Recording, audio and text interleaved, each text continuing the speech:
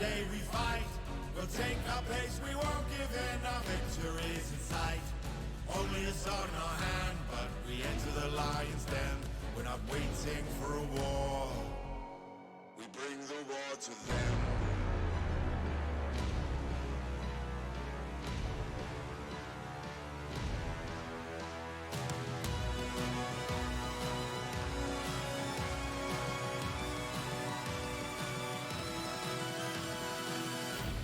We bring the war to them.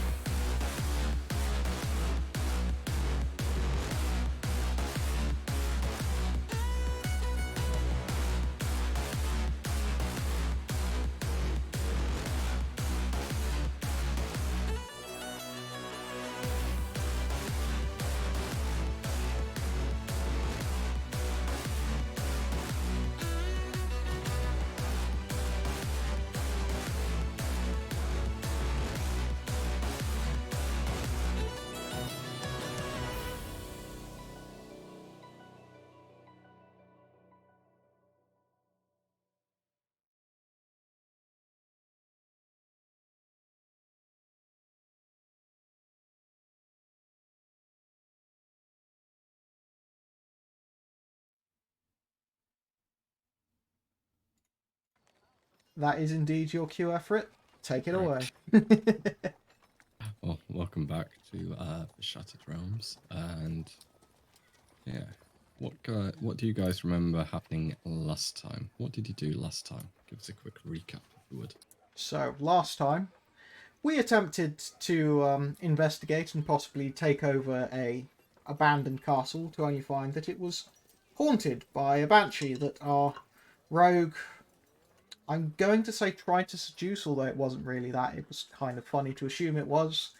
But that we decided we were not geared for that. So we've continued on to the town of Forling, where we bedded down for the night with a dwarf that was deaf and had the most unique voice ever known. And we bedded down for the night.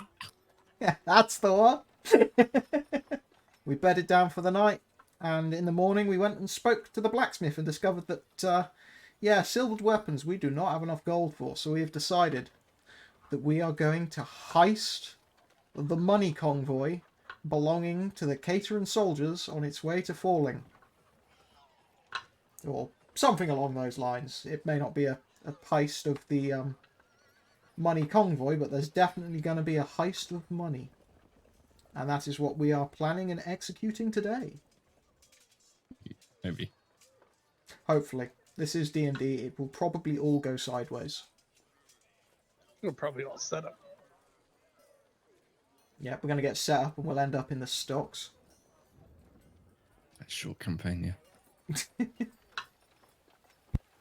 So, with that recap, you are standing around in Village of Falling. You've been, you moved further away from Blacksmith, which is at number 4 here, to discuss your options.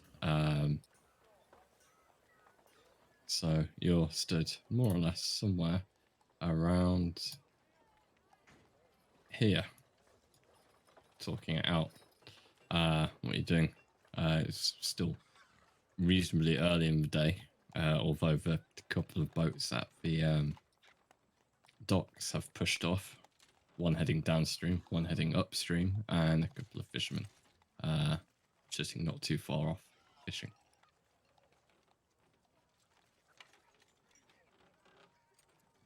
Right. What are you going to do?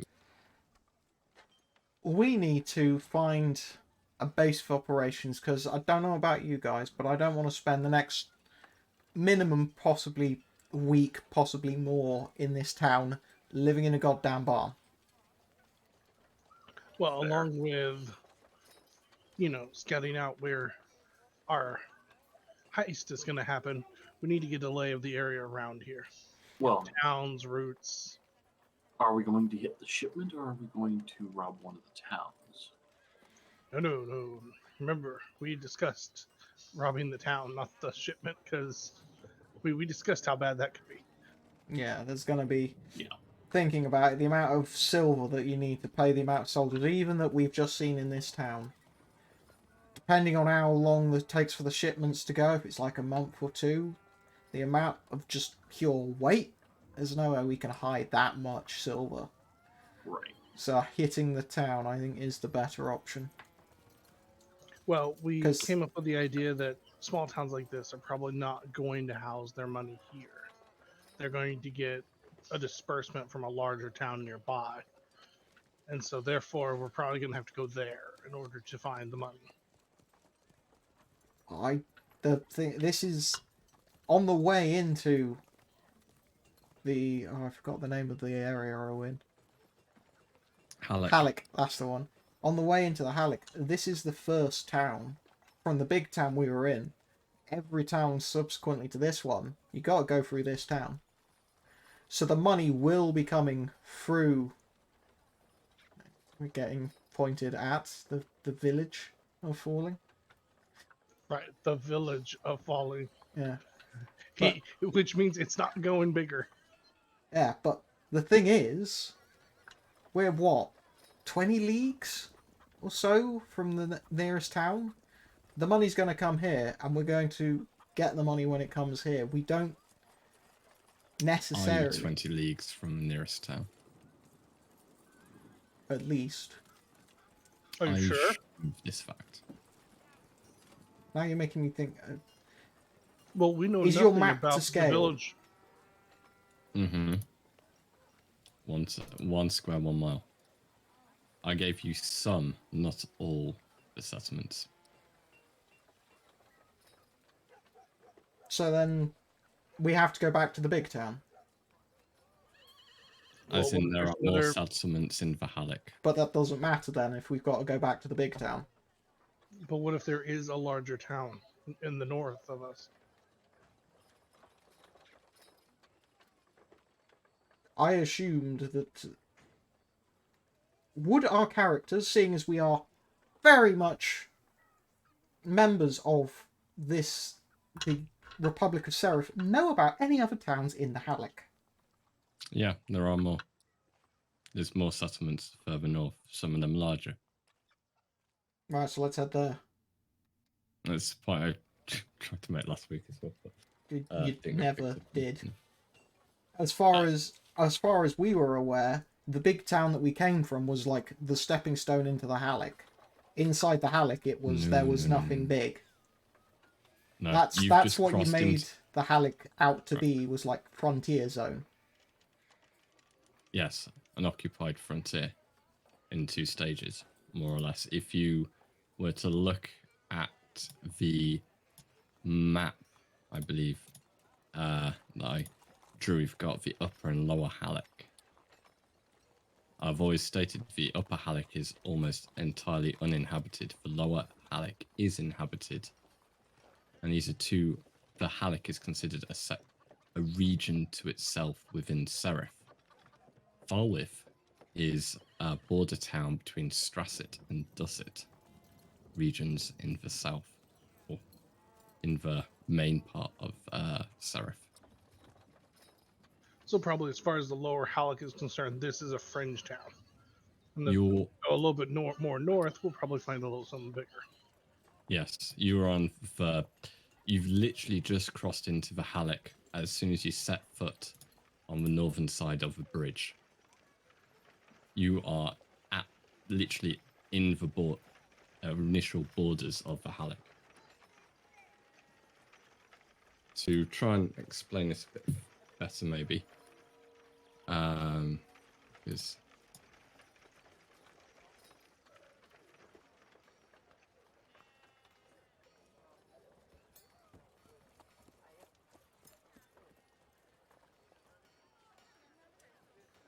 hopefully that helps give the idea a bit more. Dusset is the region to the south. Lower Halleck's the region you've just entered. So, east or west? Yeah.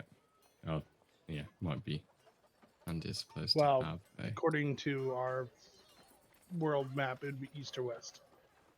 Maybe we should ask around in the town and see if somebody can tell us which way to go to get to nearest bigger town. Maybe that friendly blacksmith will know. He was going to send out for some weapons. Yeah. Oh god, it's a dwarven map.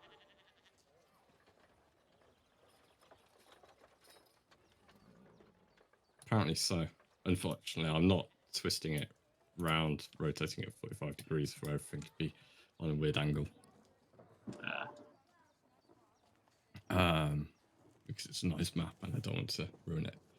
By the way, Daniel's maps, if anyone watching is interested, he provides some free, this being one of them, which is very nice.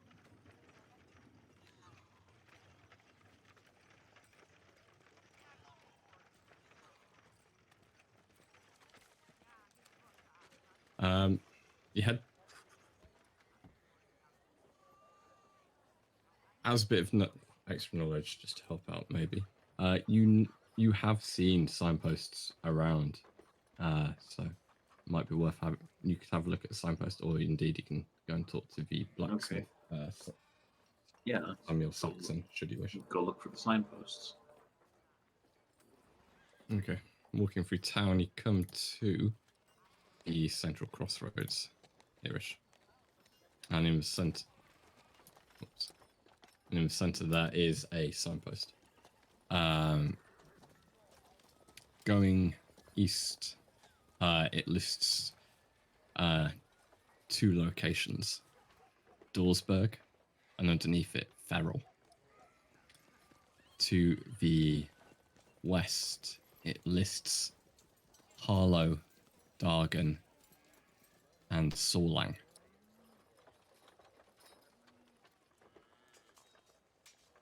I'll write those down for you, if that helps.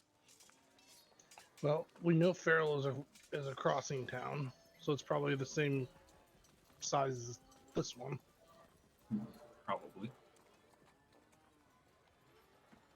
But to the west, I didn't see the name of the crossing town, so we've got at least 3 unknown settlements. Right. Whereas to the east, we just got Dorsberg. Which admittedly does sound like a somewhat larger sort of place, maybe. It does.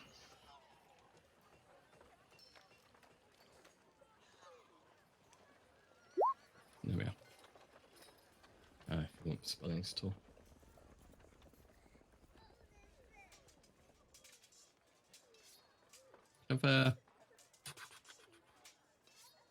Actually, you, Eldrin, with your keen eyesight and perception, you notice a figure crouching. He's got a hood up, but he keeps making a slight gesture of his hand to try and catch your attention.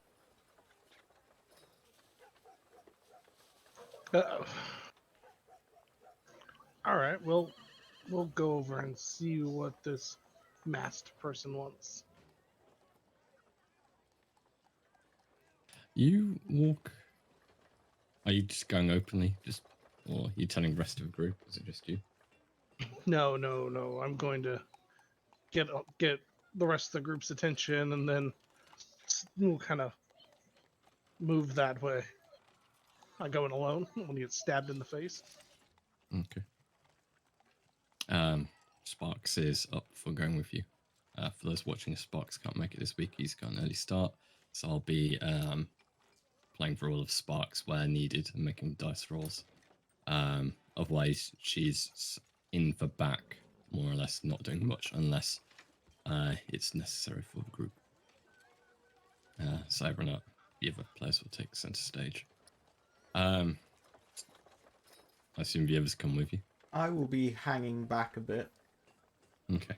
The figure looks visibly nervous and he shuffles in his crouch a little further away into the shade of the building a bit more. And as he looks up as you come over, you see a familiar face. Jeremiah. Aha. He's draggled, soaked through, dirty, ill kept. Doesn't look like he's had a good time of it. His clothing is very much ragged. He's barefoot now, and he's nursing his arm. Thought it was you. Yeah. So good to see a friendly face again. Things haven't gone well since last I saw you. Don't suppose you can help without drawing too much attention. Yeah. We'll move,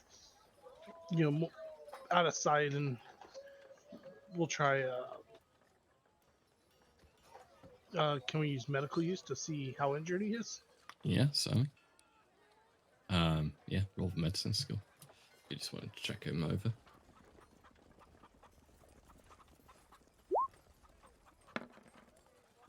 Okay, you move him a bit further along. Probably, I mean, if you wanted him to be a bit more circumspect, probably down to roughly there, where red crosses. I keep moving around. Yeah, just somewhere where we're not out in the visible notice. Yeah, that's quite a good check actually. With that check, you give him a check over. Whilst you're not a physician, you've fought on battlefield and seen the after effects and whatnot, and you can recognize certainly his arm is definitely broken. It looks like he might have a broken rib as well by the way he's twisting his side, and he's got multiple bruises. Most seem to be only just starting to fade. He looks in very rough shape.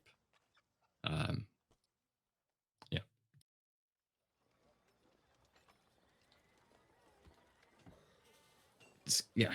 It's good to see you. Did you find my master at all, or have you? I take it you managed to escape well enough. With the help of some friends, after our ride got taken into custody. Oh well, I suppose good for you then. At least luck's been on one of our sides. Ow. Was the bartender able to find you? Say again. Was the bartender able to find you and help you out of the city? No, unfortunately not. The Kaiteron's found me first. He winces as he's talking. It seems talking for any length of time's causing him some deal of pain. They found me in, they beat me for information. And then threw me out. Oh, God. It's not been a good few days sleeping in under hedgerows. I'm gonna try cure wounds and see if I can heal some of his wounds to maybe make it a little bit easier. Okay, go for it.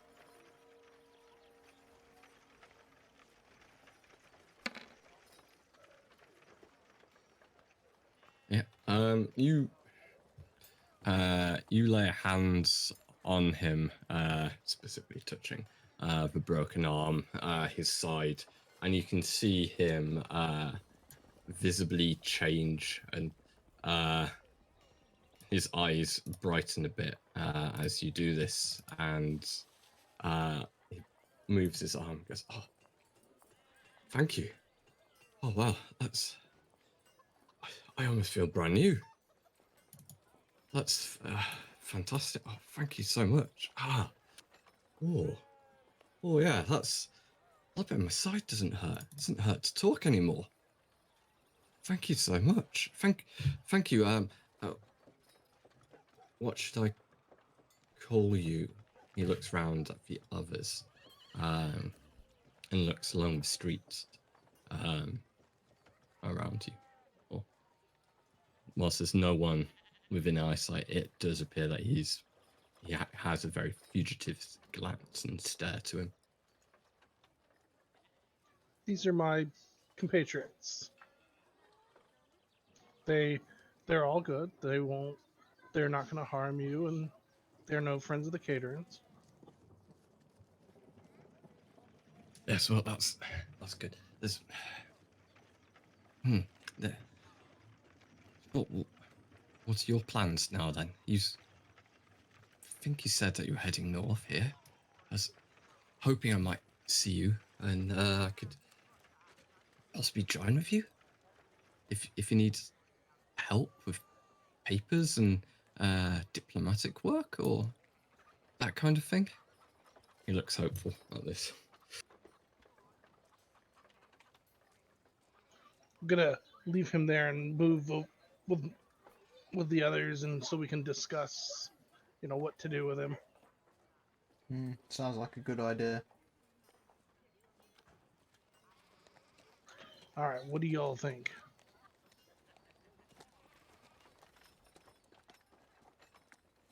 It's a tricky He's one. made it this far on his own. Is he trustworthy? Yeah, is he trustworthy? Has he actually made it this far on his own, or did the Caterans deposit him here? How much information did he spill during his quite obvious torture session? Those were the next questions. I don't trust him. As you're talking in the street, you see a rider appearing in the distance from the east. They're wearing red. He's about a mile out along the road.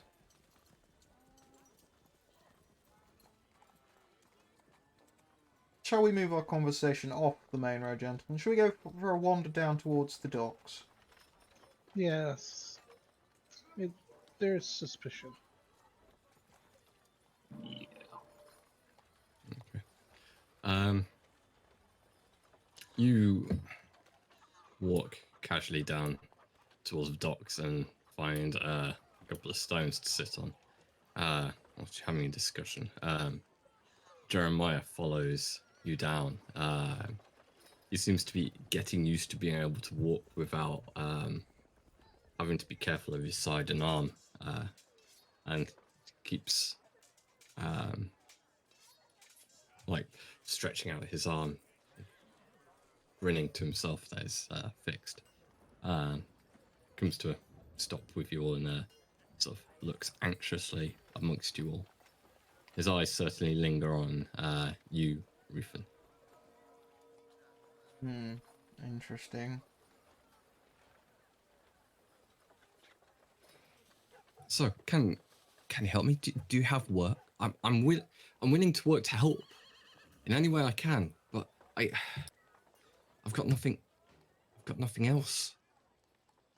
All I've got is what I'm wearing, and it's not exactly great anymore. Jeremiah, what did the kings question you about? And what did you tell them? I caved really quite quickly, to be honest. I'm not one for fighting. I'm not strong that way. It's never going to be my calling. So when they started laying into me, it didn't take long. I'm really ashamed to say. I told them what I knew. I tried to hold one or two things back, but when blows kept coming, it was difficult to not try and give more to make it stop. I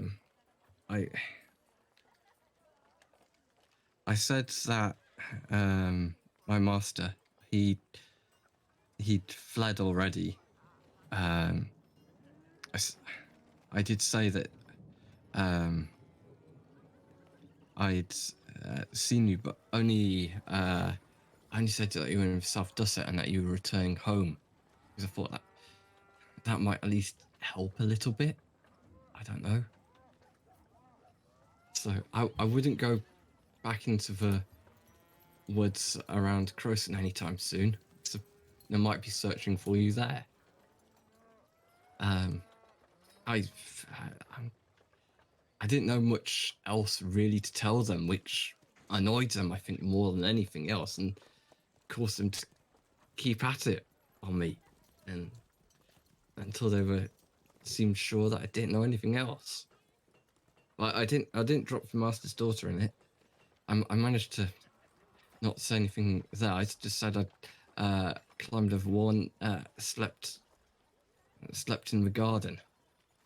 And they seemed to buy that. I don't think they thought much of me. You said they were asking you about your master, so they don't have him. They didn't then. They might have since. I don't know. They just 2 days later they just let me go. They threw me out and without my boots, and told me to go and die somewhere, anywhere but here. This is no longer Cerith, they said. I mean, what nonsense is that? This has always been Cerith. They started going on about Aranord, like that sort of thing anymore. Whoops. Tell me, which route did you come up here from? Which route was? I was in Cerith for a bit, and that's where they held me, beat me, and then I came up through the Dusset. I was going to try and get to Montala, but they've got more patrols over there, I suppose, than anywhere at the moment, it seems. So I stayed away from it. I didn't want to face any more of them. Redcoats, those red tabards. Brings back. It's not a nice fort anymore. I came up that way along the Eastern Road. I thought the threat, maybe orcs might mean it's quieter, but there's still Kaiterons around. How honest does he seem to be? Roll insight.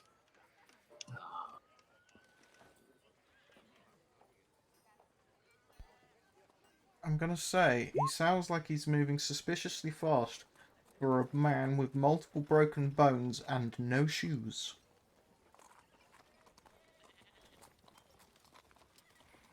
He sounds honest. Oh, reach up and touch Eldrin on the shoulder.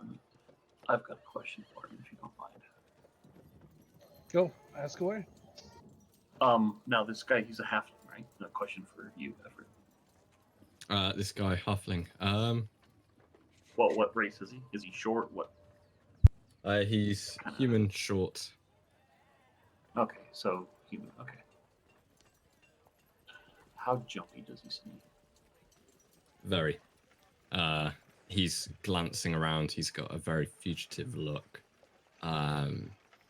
When the blacksmith suddenly starts up hammering, he visibly gives a start. Sits up and looks around in surprise.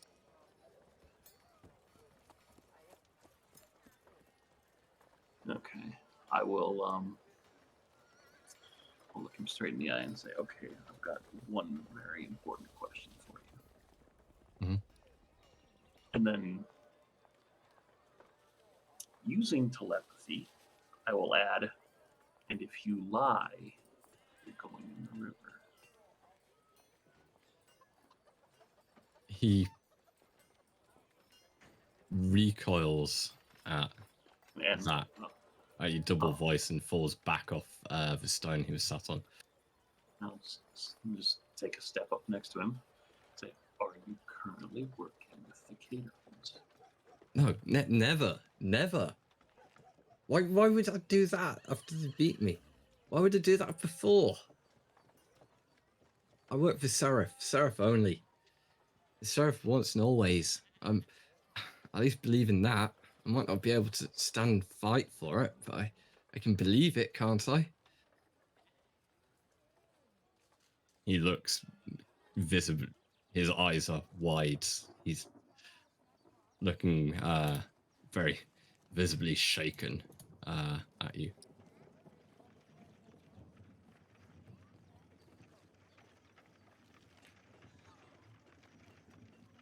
I think he might be telling the truth.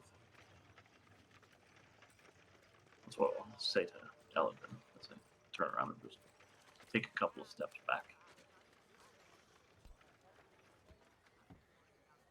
His eyes do flick back and to Eldrin and lock on. He's like, are you going to help me, or am I going to end up in that river? I'm not a good swimmer. I'd rather just run if you're not going to help me. Find someone else. Hopefully that'll help. We'll help you. But you're a little jumpy. Wouldn't you Are they actively beaten, searching for hunted? you? Now? Probably not. I don't know. It's not like I've gone near a town where there might, or a village where there might be Kaiterons. I've stuck clear of all of them. I've not been in a fit state to go near them. I can't defend myself. I can't run, or couldn't until now. What was I going to do if they decided to start asking questions and I let slip that I worked for the Cerith government again, and they decided they needed to question me again? I was already beaten to a pulp by them. I didn't want that happening again. It might be the end of me if they did.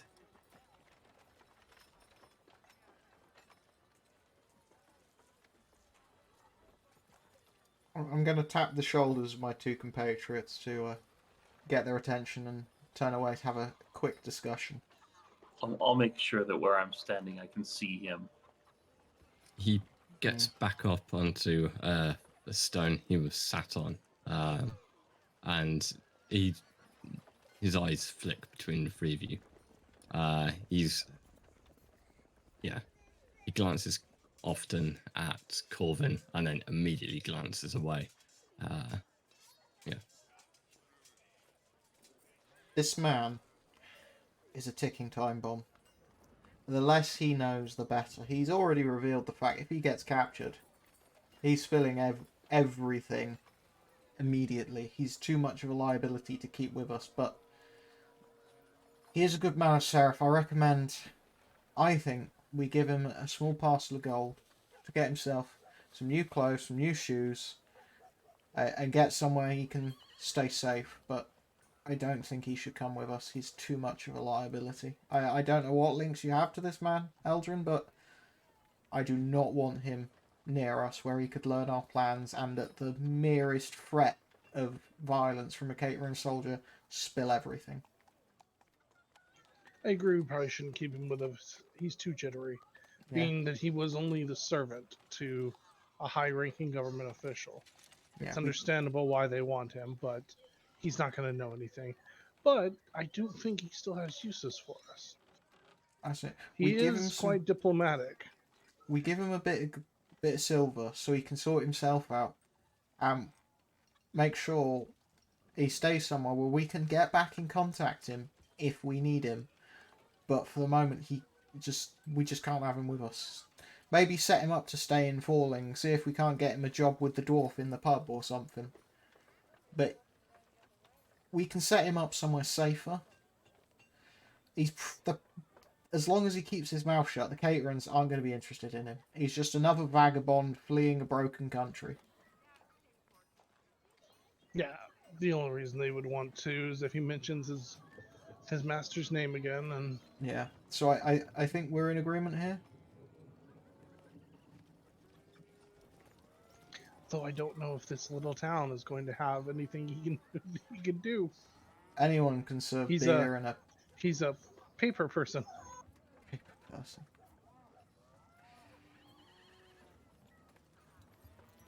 What if we again give him some money to help him, get clothing and food and whatnot, and then send him back to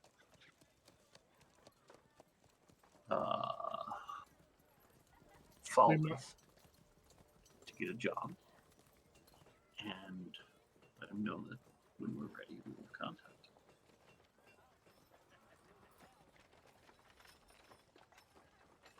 We can try, but we may want to have a secondary town to send him to. I don't want to send him somewhere too big. Somewhere big where mean- there's a lot of Kaiteron soldiers. One little I crack don't know and if he's you're going to be done. able to. I don't know if you're going to be able to convince him to go back south.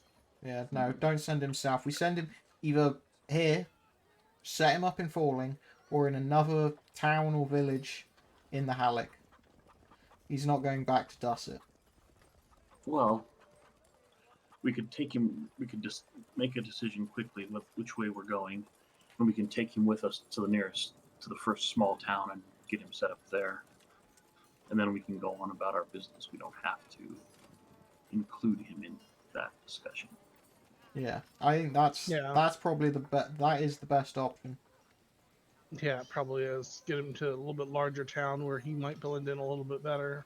Yeah, find himself a job, bookkeeping or Maybe something. along the trip he'll be a little bit less jittery. Yeah, give him a chance to calm. And maybe he can keep notes on things for us. The less he knows, the less he's got notes about us, the better. No, not about us. About the Kaiterons. Find out names of people in power, that sort of thing. No, absolutely not. He's already proven himself a liability. If we push him to do anything like that, and he gets caught, and he cracks, and he tells them that he met Eldrin and a party of Eldrin's compatriots in Forling, and he knows where we were heading. I'm not saying he should go out of his way to do it, just whatever he hears. In hearsay, guy comes in asking for permit to build a new building, they're gonna have to tell him or something, just what he hears, not actively going for information. I'm not asking him to become fucking 007. Right. He's at his dinner table, hears some Kaiteron soldiers talking about some high-ranking general coming in. Write the name down. Just keep your ears open. Keep a journal. Alright, but just with the track record this man's got, I do not trust him as far as I could spit him. I mean, his track record is literally 5 minutes long with us. Except for and I already tell I don't like him and I don't trust him. But I also take it, if he is telling the truth, he led the Kaiterons in the complete opposite direction I left him. Okay. Let's get him. Man's wearing rags, so first things first, we need to get him some new shoes and some new clothes. I'm sure we can find someone to sell some of that here. There's going to be like a general merchant or something here. And then I am okay with us taking him with us to the next town, but beyond that, once we get through those gates, we don't know who this man is. We've never met him before. We hired him to drag some luggage or something from Forling to this town because he wanted to travel there. And that's it. After that, we've never met him. We're just helping the beggars. Yeah. I think with that, shall we turn back to this man and tell him the plan? Yeah, we'll tell him we're going to go get him some new clothes. Yeah. Where are we going to do that in this town? Looking at what's available. I say we start over by the blacksmith. He may have some clothes or leather around, and he might know if anyone else has any. There's got to be someone who knows their way around a needle and could make some boots or something. All right. Where do you want to start? I guess the blacksmith, shopkeep we know, or the tavern. We could ask the tavern owner if she knows if there's any sort of general merchants, I don't know. cobbler. She's grumpy. She's hard of hearing and a dwarf.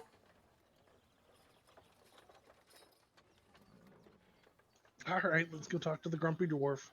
Yeah, grumpy dwarf. See, well, no, there's no such thing as a grumpy dwarf. That's just a dwarf. Have you never met one? They're all Not like many. that. They are all like that. This one's just partly deaf. Fantastic. Okay, you head back to the tavern, and you come across Asher. Yes. What do you want? More food? You've already had porridge. No, we're not after more grub yet, but we'll be back later for some grub. Shame. What we're after, you know, anyone who knows their way around a needle can make some shoes, or is there a general merchant in town we can buy some shoes and clothes for? No. You want shoes and clothes? I've got some here. I've got what you might call lost and found, like stuff travelers have left. That sounds good enough. How much buy is it some to of go, that. Yeah, how much is it to go rummaging around through that? 5 silver. Sweet, 5 silver, and that buys us 10 minutes of rummaging. Lovely. Yeah. Easily within a couple of minutes, you can find some clothes and shoes, which will fit Jeremiah, roughly speaking. Not fantastic, but they are rugged enough and Do they at least different match enough? What is where. Pardon? Do the clothes we find at least match so he doesn't look like we just, throw shit on him?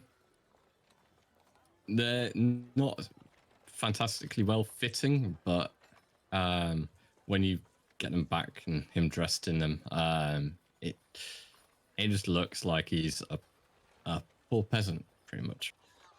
No, okay. Maybe Sold. a bit hard up on his look. All right, sold. You found shoes? These actually are a bit big, but they'll fit. It's better than walking barefoot. Thank you. Thank you so much. That's a lot better. And, this jerkin is a bit thicker than what I had before. Whoa, nice. Thank you. So, am I coming with you? Far as the next town. We'll see if we. Next town. Yeah, we're going for one of the bigger towns in the Halleck.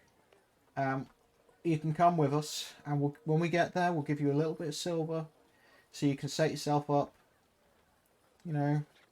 See if you can't find yourself a job there. And because at the moment, we unfortunately don't have, as you can see, we're on the road a lot. We don't have, unfortunately, a need for someone who can keep books and records for us. But when we do, we'll come back and get you.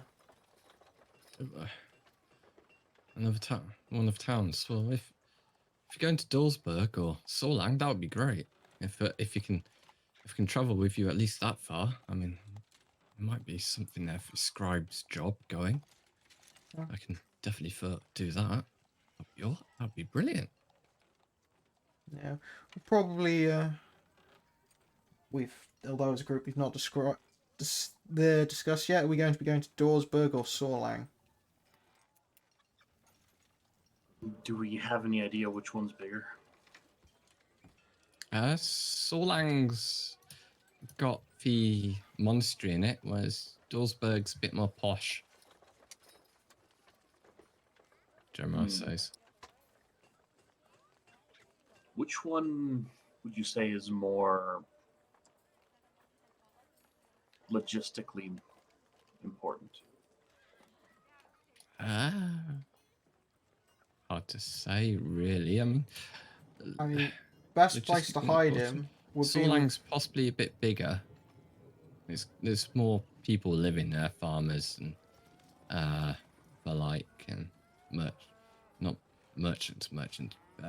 professional tradespeople. It's my understanding, from what I saw when I last visited.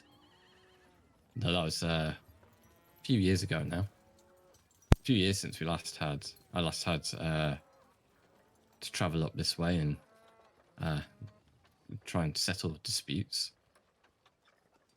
Jeremiah, would you be able to update our map of towns and important sites that we might need to know about in this area? We don't really know. We only know of a couple of towns, and we kind of don't know really where we're going. Okay, let's have a look at your map then. Let's see. Forling is one.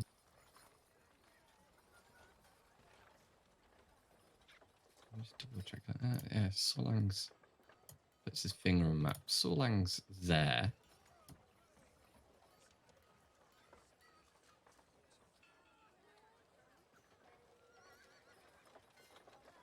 I mean, it's not many miles away, but it's still a bit of a trek.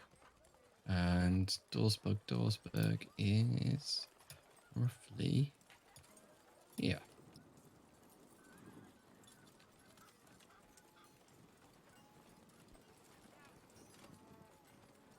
Dorsberg's more old money. I stayed in Forling last time.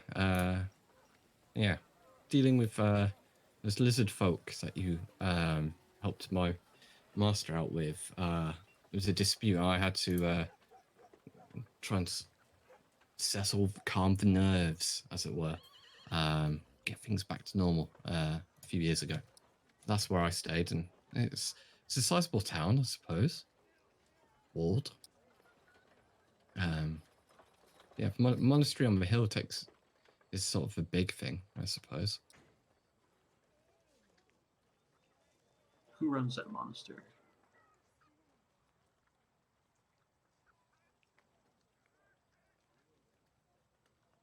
That would be Master Esther Petunia. It's Baladorn Monastery. He who master of all trades. Yeah. It might be a good place to hide someone who's good with books. I mean, if they might remember me there, and they might have something going, or I can at least, I might be able. They're likely to take me in, I think. It's a good place to hide with a man of the cloth. Less likely the Kaiterons are going to want to mess with them. Yeah, I wouldn't have thought they would want to upset the gods, so it does. What you say has some truth to it, definitely. Well, that is a good plan to start then. It'll be a good place to keep you safe, and we'll know where you are when the time comes and we need your help. So I think that sounds like the best option for now. When the time comes, are you planning something? What do you mean by when the time comes? When the time comes. The less you know, much better for the moment. Just in case the Kaiterons get you again. If you don't know anything, you can't tell them anything. That does make sense. Yeah, I definitely wouldn't want to have anything useful to tell them, I suppose. Yeah, so we're escorting. We were heading towards the town, and we passed through Forling, and we encountered a man who wanted to join the monastery there. So, as this is dangerous times, we offered to escort him to the monastery. That is the story we've got, and that is the story we shall tell when we get there. All right. Sounds good to me. About what time is it now? By this point, it's about midday. Guess it's as good a time as any to start heading out, grab our mule. Yeah, we've still got quite a good amount of time. Yeah. All right, then I guess we collect ourselves and we start heading west Okay.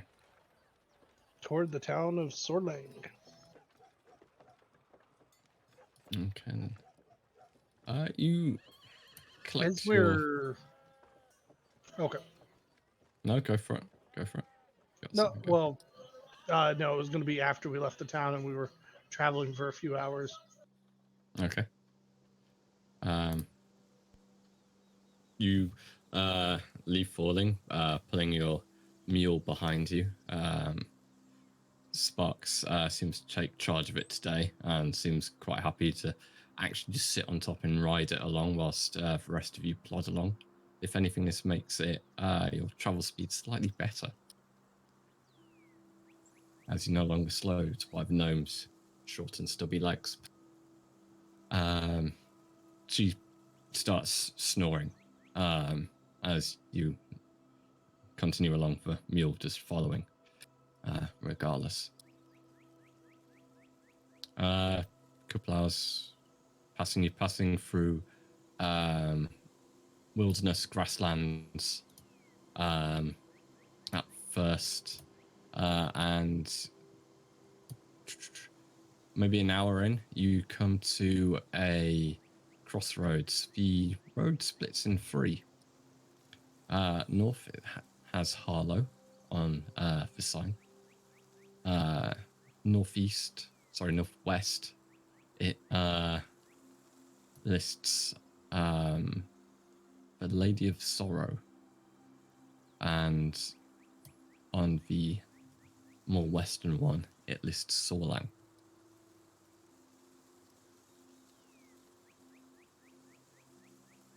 I suppose we go west then. Yep. Okay. Mhm. Onwards to Sorlang. Okay. Ozzy, can you roll me a d12, please? With the dreaded Sure. encounter dice. Dun dun dun dun. 5. Is that 5 elder black dragons? Oh yeah, 5, the absolutely. apocalypse. Okay. Yeah. As you continue, you see a mountain starting to appear. Well, you see the hills rise up and a small peak, partially covered in trees, is getting towards evening. As you pass it to the south, you realize that you're having to skirt around and through areas which are getting progressively more boggy and marshy, before you possibly want to find somewhere to sleep or continue through the night. Jeremiah's looking tired at this point as well, whereas Spark seems to perk up, having woken up a couple of hours ago. Right. The drunken Mentioned something about good to sleep off that hangover. She feels right as rain. Goddamn gnomes. Oh, good. Then the gnome can take night duty while Yeah, the rest of us gnome can sleep. take watch. I think Jeremiah probably needs a good rest, anyways. Yeah. He's probably not had one in days. Certainly not a comfortable one, no. So it is time for us to set up camp. Okay. Do you want to give me a survival check to find somewhere worthwhile setting up camp? That I can do. Yay, time for my first roll of the night. And that is survival. Oh, nice. That's a nice survival roll. Yeah, almost a perfect. You found an abandoned hotel. Right. No, not abandoned, a fully automated hotel. You're not in altered carbon here, I'm afraid. Oh, it doesn't have hot and cold running androids. I'm disappointed. Yeah, unfortunately not. You hunt. You spend about half an hour hunting around the local area. To the southwest, you can there's a stand of trees, though you think the ground's a bit too marshy there, so you go the other way into up onto the slopes of the mountain, and find a shallow cave. It looks as though it's uninhabited by anything, as far as you can tell.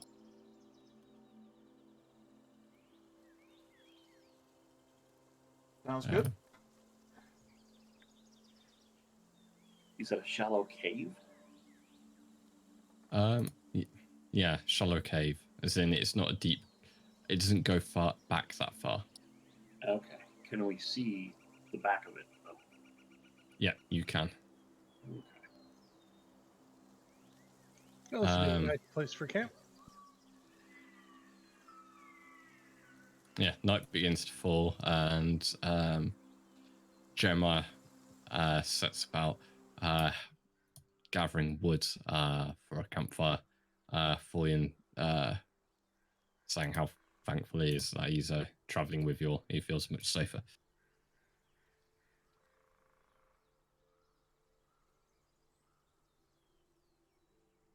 It's always better to travel with a group.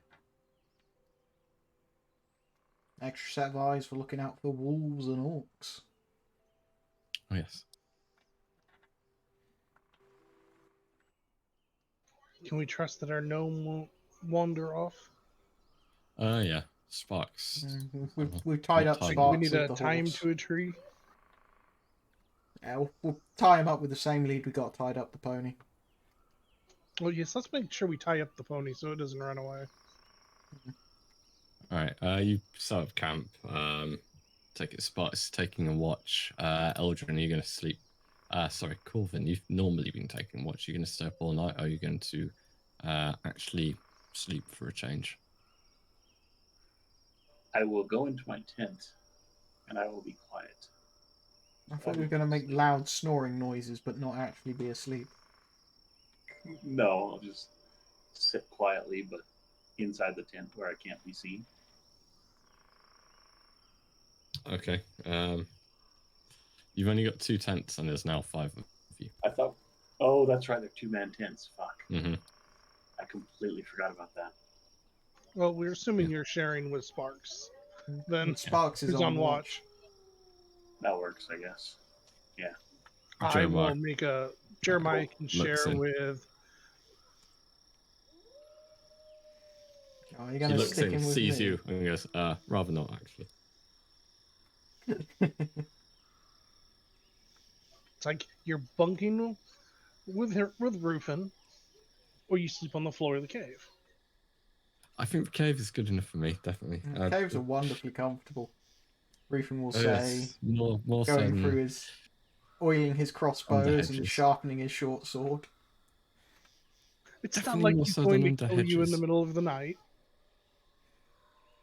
What? He only kills bears. It's fine. Thoroughly making this man paranoid. Right. Absolutely. He's like, where on earth did you find these people? Yeah. You wouldn't know, but in a tavern. He quickly falls asleep, possibly exhausted. Roll me a perception, Aussie. If you're sort of taking a watch.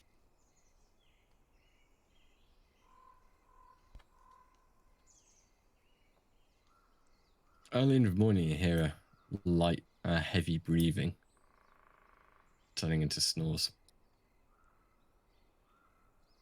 I will look out and see if it happens to be Sparks. Sparks is asleep. I think I will also stay awake this night, just to keep an eye on our new friend. See if he says anything in his sleep. I'll point out if you... With sleep, if you miss it, you're going to eventually become exhausted. And you don't want to be exhausted. Yeah, Corvin has out of character meta sort of thing. Corvin's not shown any signs of exhaustion ever so far. Oh, yeah, that's true. All right. Corvin has a secret supply of mega coffee. Yes. Right? He doesn't have a bloodstream, just a coffee stream. Yep. Yes. All right, I will go to sleep then. Okay. Night passes and nothing So, happens. about what time is it when I hear Sparks snoring? Being summer, it's probably around 4 o'clock in the morning. Are there any small rocks nearby? There are, yes. Can I pick one up and chuck it at her head? Go on then, yes. Improvised ranged weapon attack. Yeah, roll me d20.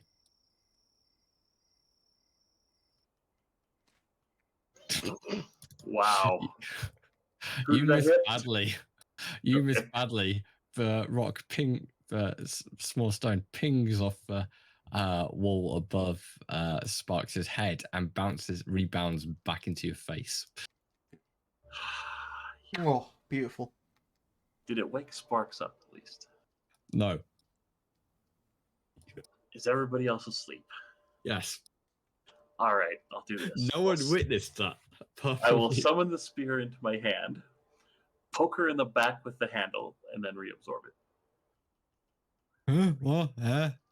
Oh. Morning already. Did no one come to relieve me for a watch? Really? What? Looks round. Are you visible or not? Or are you hiding in your tent still? No, I'd say I'm standing there behind her. No. My turn to sleep now, is it? Yes. Alright. Good-o. She disappears into the tent. It's not long before you hear snoring again. I will finish taking the watch.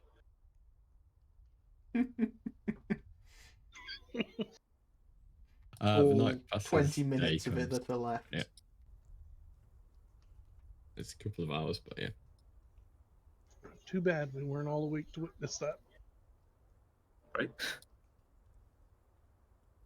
We're all aware of a slight disturbance in the fabric of reality. Something that happened, but nobody saw happen. There's a disturbance on the force. Day comes around again. I assume you pack and continue on your way to Sorlang. Indeed. Rufin, roll me a d12. Oh, it's my turn to roll the dice of encounters. No.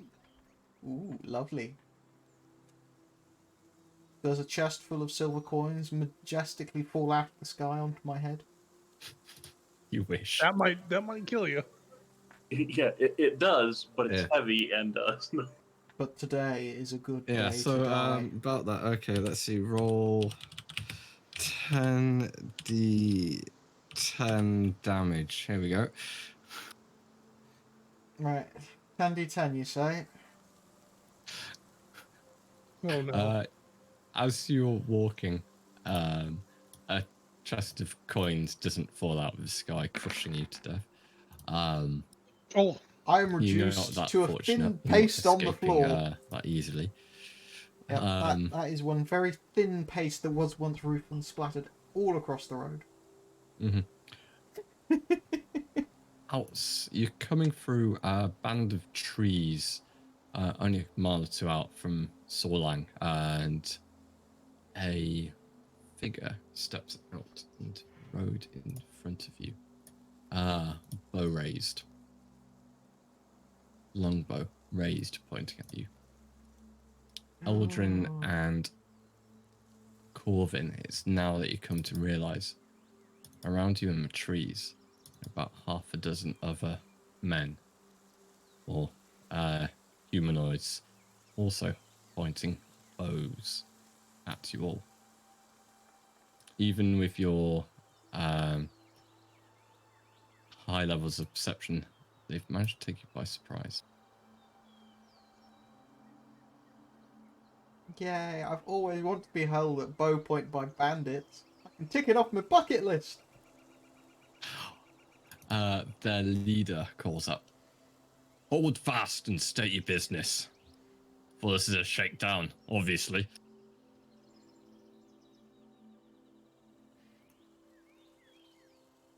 How many of them are there? Looking around, there's a leader stood in rows and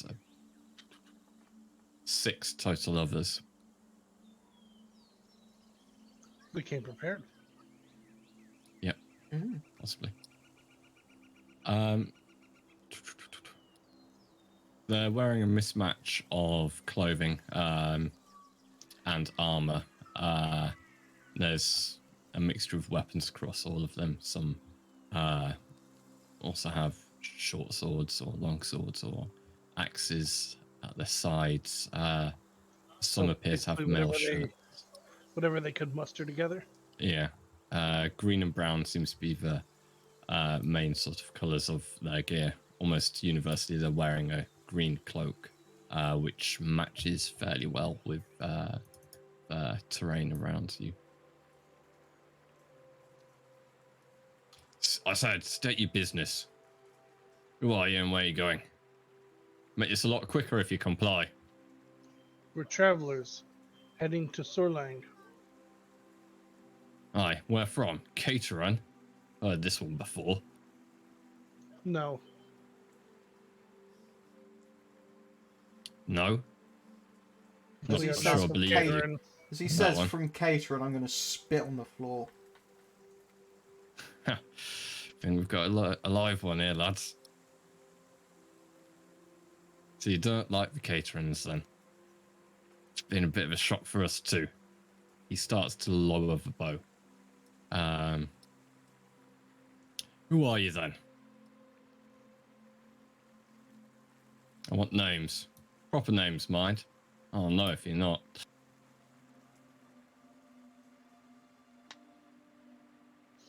ah well, hell. I'll throw mine out there. I'm Eldrin. Eldrin. Eldrin Chamere. Is that right? Yes. You've got that look about you. Pointy ears and all, and being tall. I've heard of you. What about your friends here? What names do they have? Their names are their own. Come on then, we've not got all day.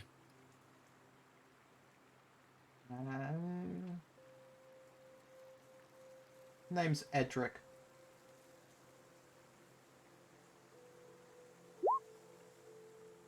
Edric, I did say your real name. Took a bit too long there. Well, do you really... Who feels safe giving their name to someone who's just until a moment ago pointing your bow at me? I considered, should I give him a real name or should I not? But then I realised there are at least 7 of you still pointing bows at me, so probably not a good idea to lie in the end. So yes, my name is Edric. Flower it up all you want then, Edric.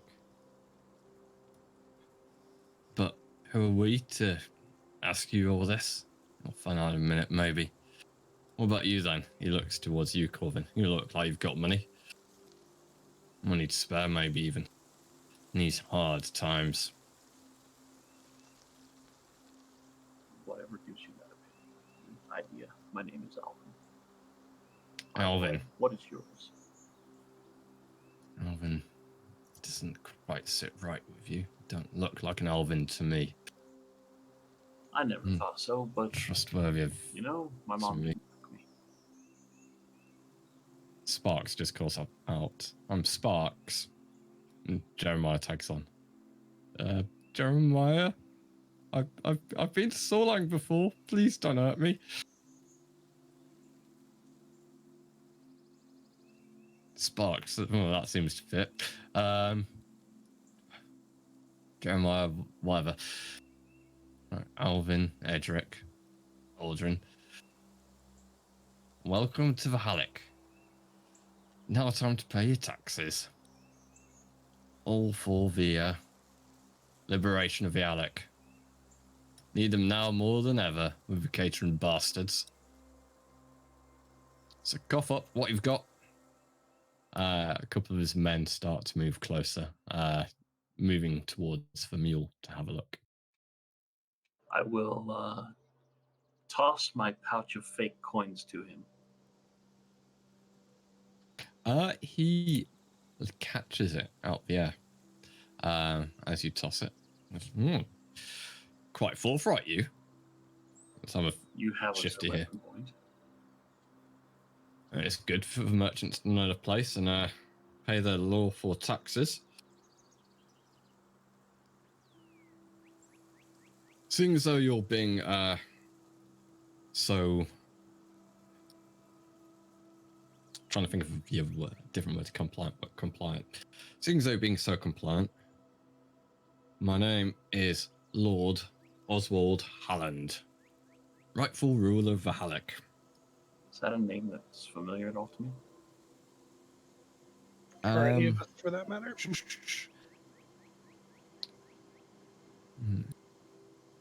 Eldrin, you've heard of an outlaw claiming to be the Lord of Halleck for a long time. This guy's probably in his 50s, so last time you were here, you've probably heard rumors of him, but not seen him. He's been considered an outlaw by Cerith for a long time. If you give me a... Let's see... history roll, you might get a bit more information. Likewise, Rufin, you've also heard of him as being an outlaw, a very elusive one, who the Cerithians have never managed to pin down. There's been a couple attempts in the past by the Pathfinders that you're part of, but even they have struggled to track down his band. You can also give me a history roll if you want to find out a bit more. Why not? Oof. No skill here, but we'll see what happens. 5. Wow. Okay. You both don't know any more than that. I mean, he's, as far as you're aware, he's a small regional brigand, outlaw bandit who hoards up travelers, demanding taxation to free the Halleck from the grips of Cerith. Ark, Eldrin remembers deal more. I'm just trying to make sure we get the right documents and get this right. It's got a document for every single NPC. I just needed a bit of history for a minute. You know that throughout the history of Cerith, the Halleckians have rebelled, wanting independence from Cerith. Certainly, in the aftermath of the Archon Wars, there was a attempt led by Halland's father, who declared himself Lord of Halleck.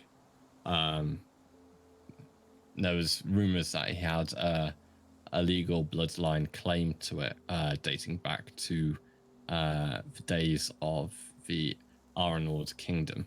But the king at the time, Adalbert, dismissed this out of hand. Following that, the Cerithian Republic has chosen to ignore him and continue maintaining the bounty on his head, and of his son, who's continued. But the third Haleckian rebellion led to a massacre of their followers or their forces at Harlow. The town was razed, all its occupants put to the sword. You'd left the army by this point for a time, and the massacre at Harlow was the instigating action, the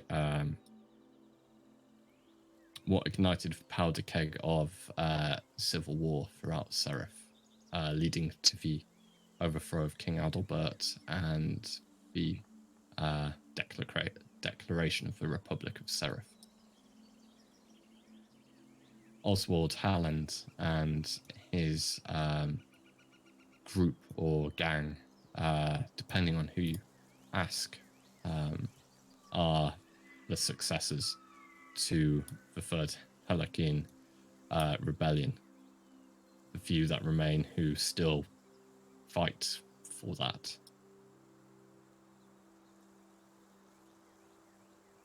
If you want anything written down, names or anything, just ask. Well, I must If you want any of that clear. admit, Lord, it's not every day you meet someone of such repute on your journeys through the Halleck.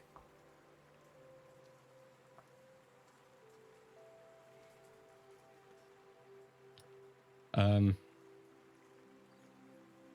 point out Ark knows that. Sorry, I should have typed it up, but it was take too long. I'm just going off the bit you've told me that I know he is a lord and that he's got a high bounty with the Pathfinders. Yeah, no, fair enough. And here I am, stood in front of the juiciest target. Not that it matters anymore, seeing as the Pathfinders are no more. He bows theatrically to.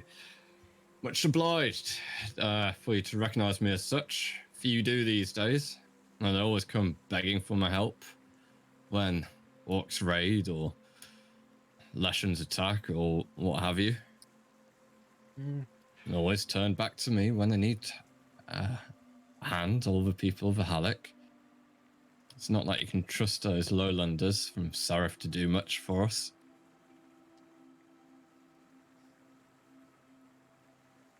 He continues counting the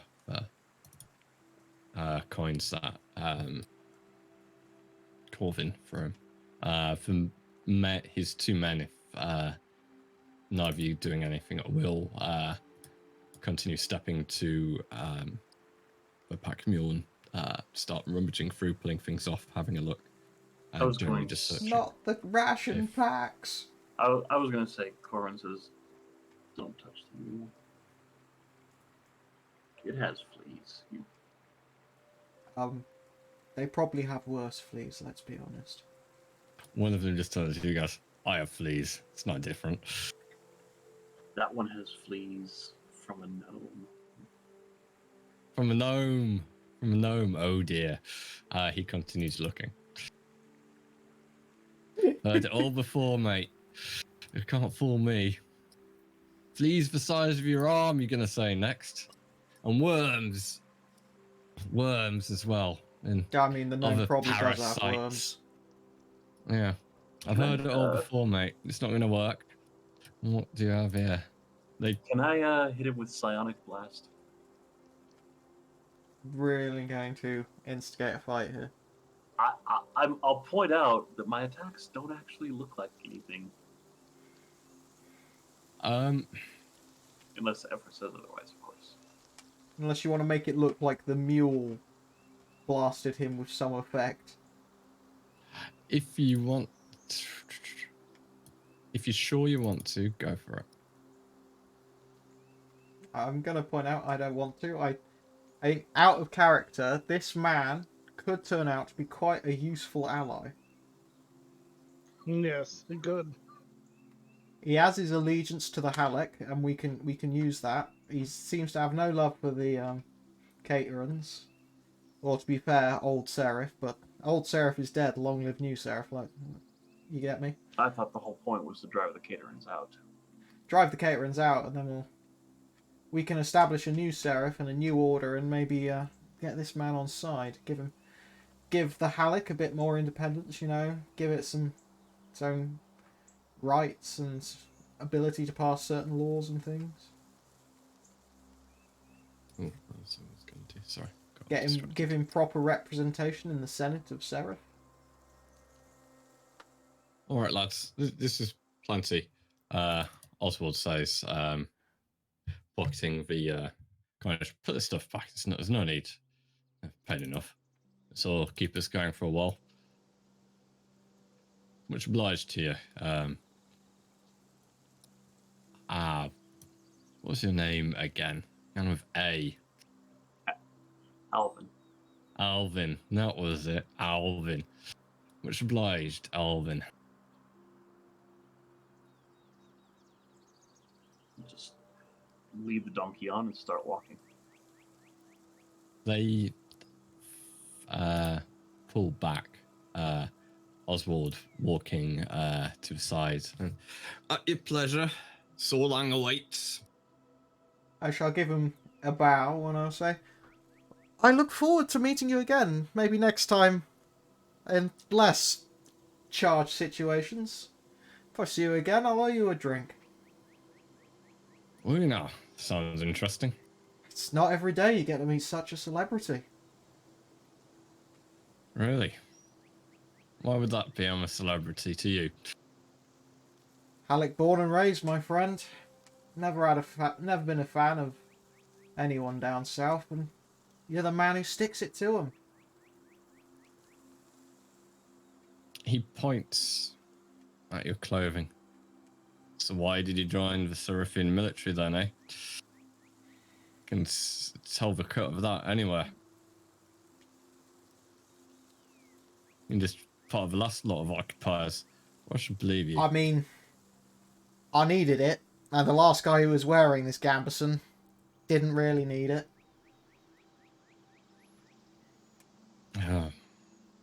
We'll see. If you catch my drift. We'll see. Might see you around.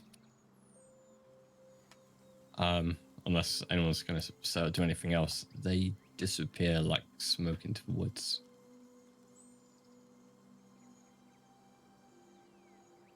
Okay, they disappear, leaving you stood alone on the road once more. So the next time we meet them, somebody get their phone number. I'm just going to lean over to Ozzy. How convincing is that bag of coins of yours?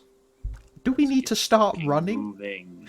Yeah, let's run. So let's go at a little bit faster pace than walking. Make sure to mark off that bag of fake coins. As you now definitely no longer have it. Run! I didn't even know we had a fake bag of coins, so...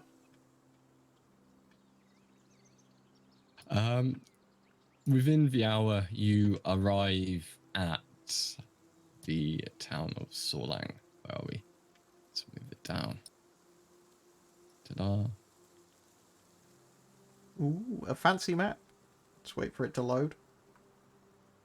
Yeah. I've managed to fill up the entire space. I've got raw 20 with maps and pictures now. I've got no space left. I'm going to have to reduce some a bit more, I think. Like some of the ones you've used and don't need, we can... Yeah, filter out, get rid of. But yeah, 100 megabytes doesn't go that far, apparently. Not with high quality images and the such. Yeah. I need to reduce a lot of them a lot more. Most of these maps I have already reduced to a few kilobytes, dozens of kilobytes, or 1 or 2 megabytes tops.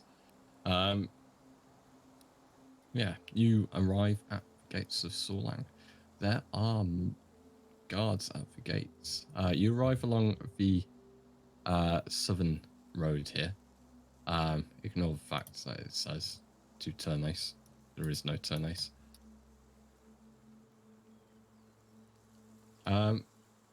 You can see at a distance as you're approaching, the settlement has a large elm middle with a red bricks walled enclosure around it and a taller building inside. Paths lead round the grassy slopes of the hill down into the town. You can see a multitude of roofs, and it has a palisade running the circumference. At the gate, your road heads to. There are Kaiteron soldiers.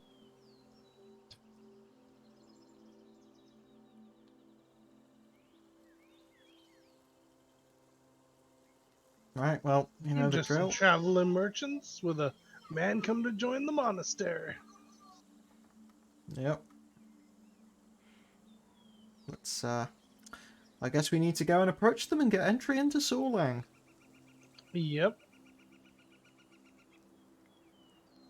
Okay. You approach. There's probably about 5-6 soldiers on the gate, and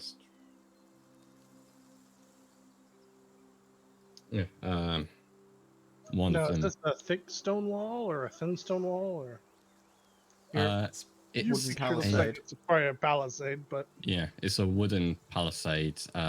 Big, heavy timbers driven into the ground, top sharpened into points to make it difficult, to say the least, to climb over. They're fairly smooth on the outside. The bark is flaking off some, and you can see hardened timber underneath. Whilst you're approaching the gate, there's a merchant there who's busy having his caravan checked, and that's taking up most of the time. One of the guards walks to the back of his caravan and just holds up a hand and goes, "Hold up, wait your turn. Get to you in a minute." It takes a couple more minutes, and eventually the carts of this caravan disappear through the gate. All right, move up. Name, business here. Where have you come from?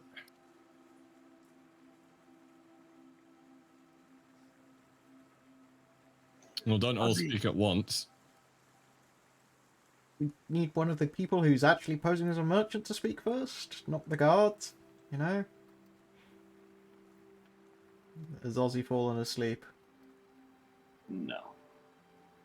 He's just being good cryptically because you're the kind. talker. Yes. Because you made up our identities. Sure, we'll call it that. All right, yeah, we're merchants from Regia. All right, where you come from? Which road did you come along?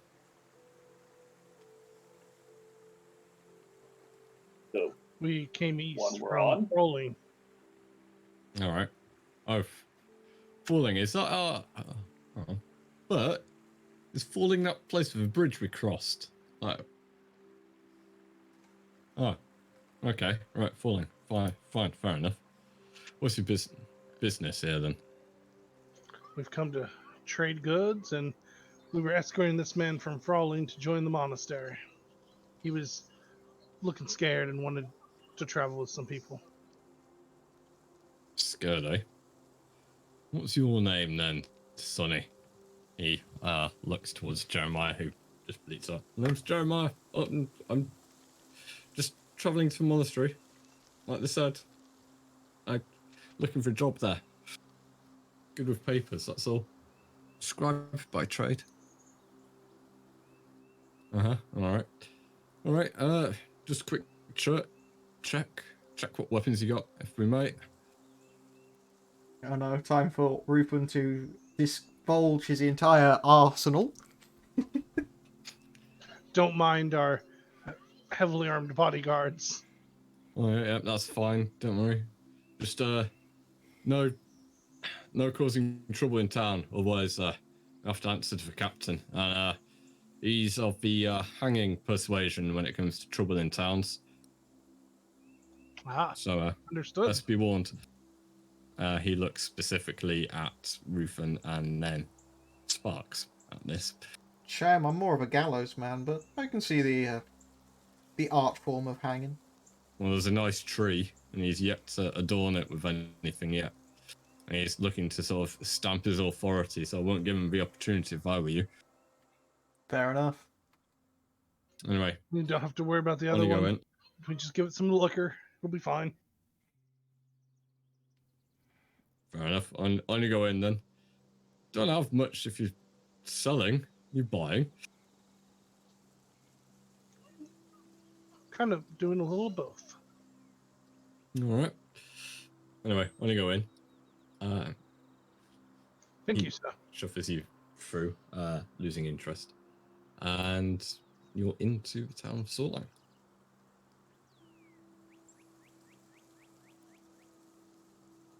Jeremiah looks up at the monastery and says, well, thank you. Thank you very much for getting me here this far and for the clothes again. It was very kind of you. I'll go and see. I'll go and see Esther, Master Petunia, and see whether she can do anything for me. I hope she will. And she should, right? Anyway, if that's it, well, thank you. He holds out his hand, looking to shake hands with you, Eldrin. Yes, you're welcome. I'll shake his hand. I'll look to my compatriots and ask, do we want to go to the monastery as the first place, or are we heading our own way? I think it's best we head our own way. Okay. He disappears off, and you can see him walking up the road to the monastery. He seems to be gesticulating, like he's practicing speech as he walks. And you soon lose sight of him round the side of the hill. Where would you like to go? What would you like to do? Now, first off, what time is it? Or there? Just after midday that you've arrived. Pub?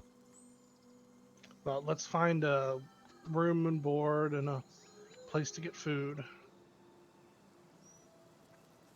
And a place where we can put sparks down and... Actually, before we do that, can I head to... I'm assuming that lovely big tree in the middle there is the town square. Yep. And can we go and see if there's a wanted board and there's any posters on it of repute? There is. Actually, the wanted board, or the town notice board as it is actually next to the general store over here. And as you... I think that's the tree the guard was telling us about the captain wanted. But it does have a fine hanging branch. I see what he means. It really does. Look, like it's thick and it comes out at 90-degree angle. That is you could get at least 5 people on that branch before it started to bend. Looking at the notice board, it is covered in notices, some quite old. It looks like no one's particularly bothered to clean up and take down all notices in a while. Certainly towards the back you can make out a large wanted one. Is it going to be a wanted poster of our friend we just met? Why, yes, it is. They are offering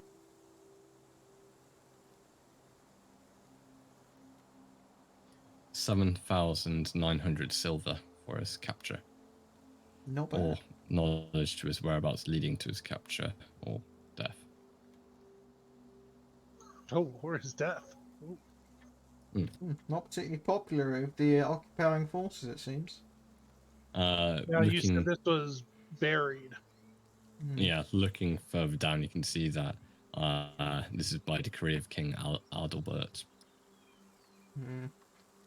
Oh, King Adalbert. Well, that's a long time ago.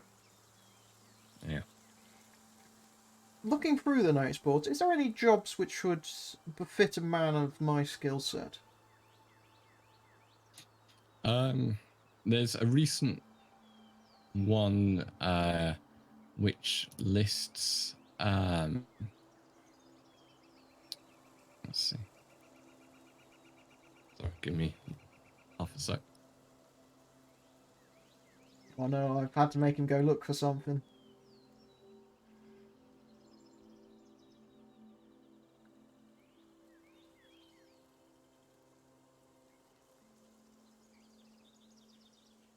It's a problem with too many notes.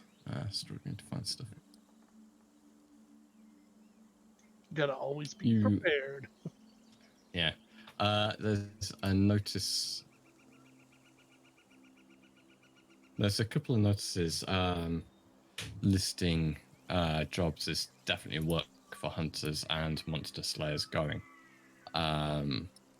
There's also talk of the tanner for the town is looking for fresh. He's got a recent notice up saying he needs as many fresh hides as he can get, pretty much. Nice. As well. I will then take the notices for some wild animals and some monster slaying, and the one for the tanner needing some hides. I will take those notices. Okay. I was gonna say, that'd be nice. Yeah. The two major ones which catch your eye as being newer is one for Ipsum and the others for Dargan. Two listing them as basically needing to go there for further information on the jobs, but it's fairly generic, saying we're having trouble with a monster, we're not quite sure what it is, and we're looking to pay either with goods, trade, services, or what little silver we have for someone to deal with this.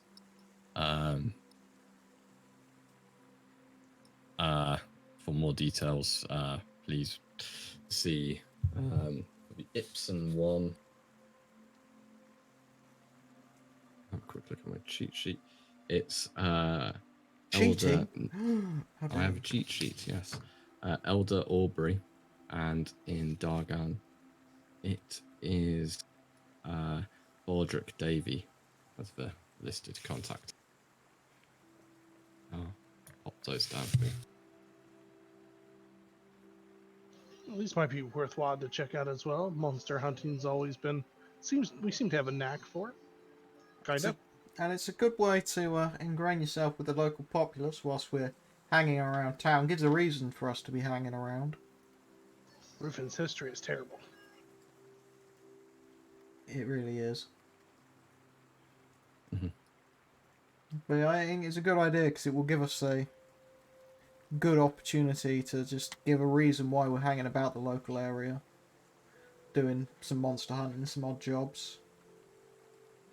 The Sorlang Tanner goes by the name of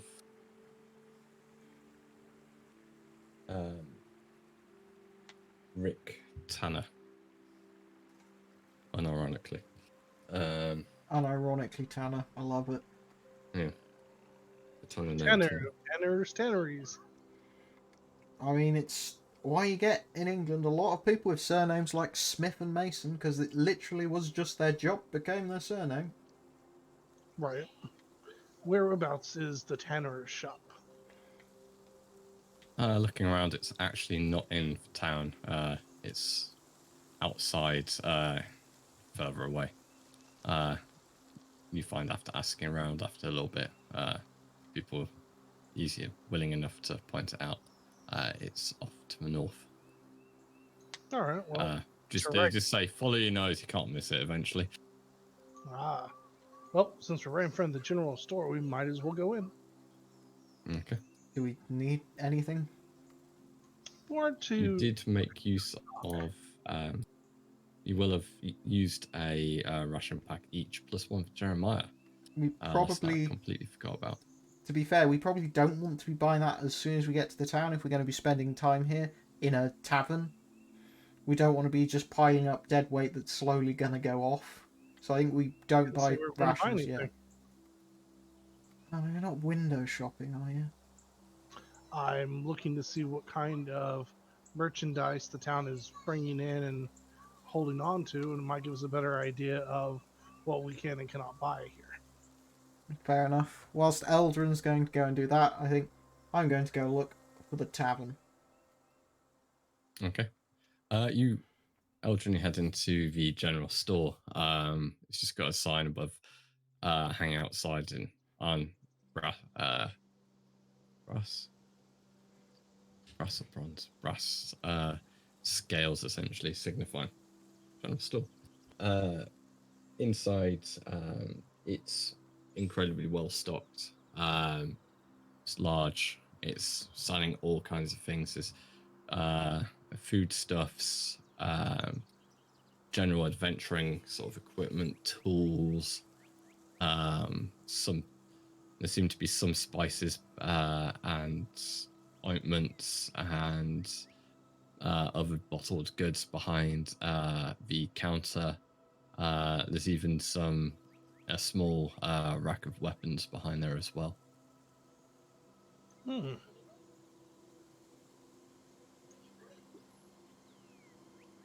A halfling is just getting down a large amphor and filling up a bottle for older gentlemen before whilst you're looking around and goes, afternoon, be with you in just a tick. He pours it into the older gentleman's bottle, and then he departs within a minute or two. Right, what can I do for you, sir? Just perusing. We just got into town. Or keep, checking up to see what kind of restocking we can do before we leave town again. All right. Are you heading out exploring or hunting or what? What are you looking to do? Possibly hunting. This is for hides, so we were thinking to go hunting. You're hunting and monster slaying group then, maybe. Is that it? Yeah. Well, there's plenty of wilderness out there, especially in the Upper Halleck. There's all sorts of weird tales come back from there, from those that head that way. Half don't even return. It's quite odd in a way. I heard the Tanner's house was north of town. Is it far or nearby? Rick says it's a 5 minutes walk from the northern gate, probably something like 5-10 minutes. It's not that far. It reeks, so yeah. So be It warned. reeks so bad the mayor doesn't allow it in town. Yeah. The skinning and drying of hides can be quite smelly. Well, when you have to use that much piss and other things, yeah, it's no wonder really. But Rick's not bad. Not a bad guy. It's just likes to keep to himself. Yeah, I'd heard he'd got a new big order in, so maybe that's it. I'm not checked for boards. I don't really have much need to. I suppose it should take some of the old notices down at some point. I mean, someone's got to eventually these days. It's not like there's a bailiff anymore. Are they looking to fill that position, or it's just been vacant? Bailiff, it's not really been in need of one, really, for the last 7 years. Not since Osbort died. I mean, he had a gammy legs. He wasn't getting around that much that quick towards the ends, but yeah, not found the right person really yet. So Mare sort of, she does some of it, but she's not always interested in doing the whole job. Let's say that. Well, thank you for the information. I'll be on my way out. We'll be back. Okay. But yeah, you can see it's pretty well stocked with a lot of Everything general we goods. Yeah. Everything short of weapons and armor. That seems to be in shorter supply there. but this town has a blacksmith, so I will proceed to the tavern after the others. Okay.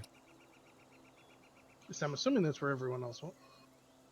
Yeah, there are 2 taverns in the town. Of course there are. Yeah. There's the Heart of Oak and the Wishing Spinet. Which one's closer? Wishing Spinet is probably closer. It's actually on the square. Or here. Oh, I will start there because that's probably where they. Okay. Yeah. Wishing Spinet. Head in. I imagine that's where the others have gone. Yep, that's where you'll find me. Okay. Corvin, what were you doing? Sorry. Sorry, I completely. Yeah. No, forgot. I was just kind of listening, and because I figured I didn't know as much about hunting as Ethan would. Yeah, I'm in the pub, so I'm assuming Corvin then is with me in the pub. Right. Okay. Yeah. You can get beers or wine or something. Seems to be a reputable establishment on the decent side rather than being worse for wear. Yeah. If you spend really should have this printed out to make it easier. That's probably what I'm going to do. For like a silver, you can get a decent couple of beers or something like that to drink. Just remember to mark Right, it off. we're not giving the gnome a drinking allowance this time. Mhm. 1 beer a day. No, in fact, I think the gnome tonight gets water. Yeah. Oh. I like me drink. She says. A bit too much. Well, you only live once, so you might as well enjoy it. Your We need you to be channeling sober. sparks perfectly there. But yep, unfortunately, it's sober time. You can have a half pint of ale, and that's your lot. Fine. So that's for half pint. And nurses it. No, she's not getting more. Now you made it pout. Pretty much. I'd rather it's pouting than vomiting on the floor again. Yeah, and then sleeping all day. Yep. So the general store has everything we could possibly want except for weapons. But there's a blacksmith for that. Apparently the tanner is about 5 minutes outside the north gate. He says there's a very strong smell. So be warned. Now we should find it easy then. Do we have a skinning knife? No, No. as far as I know, no. Might be something So- to pick up from the blacksmiths. Probably the general merchant. For tools. True. Yeah. Either would probably work. You might also possibly check the monastery as well. Monasteries are certainly Baladorn. Monasteries are hives of industry. True. Yeah, you'd all pretty much know that Baladorn is a god worshipped throughout certainly the splinters, but also West Marches as a deity of community and provider of knowledge, of skilled craftsmen, and looking after those less fortunate.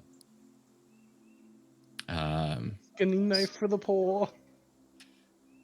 Quite likely, they might have some things going cheap. Maybe, though, if you look like you can afford it, they almost certainly won't give it to you for nothing. It is really arms for the poor. Provide work for those who can't find work elsewhere, for roof over the heads and a meal a day sort of thing. Yeah, I think I- we can going. afford a skinny knife. yeah, Yeah. I don't feel that's going to be our style. Their clerics tend to be master craftsmen as well. Interesting. Might be worthwhile to find out what their master Clerics, craftsmen of. priests, yeah. Their leaders tend to be master craftsmen of some sort. Monastery might have more than one master craftsman at it. Interesting. That might be very useful in the future. But what we have to remind ourselves, what we are here for, gentlemen, is a heist. So I think it's time we get to planning our heist in the town of Forling. Even though tonight's episode was mistakenly entitled The Heist of Forling. Whoops. I was like, can't you change that? I've got it on the title screen. Oh, Well, then we probably should peruse around the town to figure out where things are. after you drink, you head round. You can walk around the loops. Essentially, there's a lot of homesteading, small businesses, craftsmen at work where they live. A lot of these fields are actually more to do with various trades that have been conducted there. Almost everywhere's got something going on, people working. There seems to be this steady stream up and down to the monastery on the hill. Anything that looks like maybe like a barracks and maybe like a central governmental structure. As you're walking around, I'm just going to put a red dot for Heart of Oak. Finn, was it Finn? Heart of Oak is that building there. I do believe you're on the wrong layer again, Everett. Yep. The joys You of see that Roll dot? 20. Oh, yes. And that dot. Right, I'll put names on. Make it a bit easier. Oh, those are tiny dots.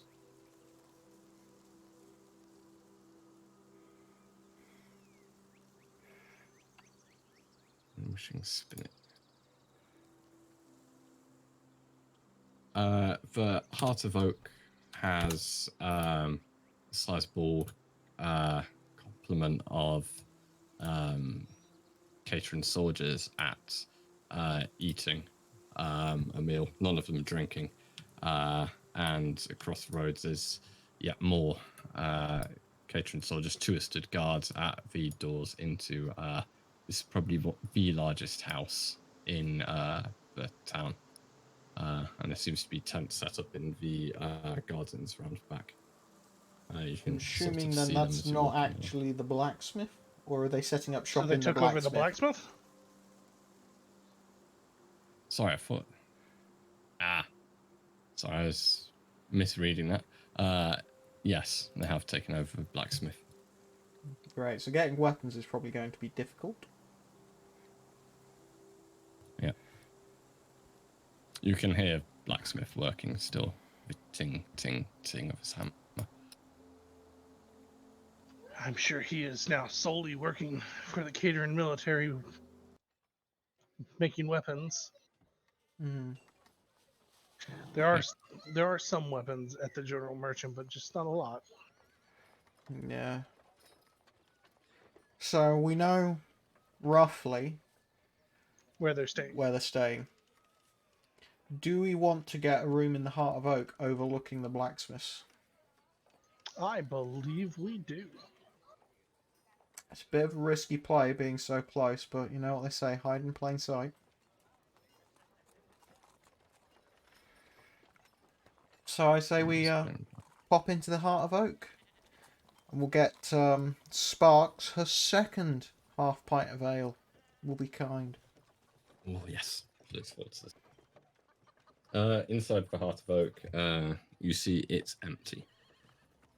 Oh. There's not many people hanging around, and those that are seem to be talking with one or two Kaiteron soldiers.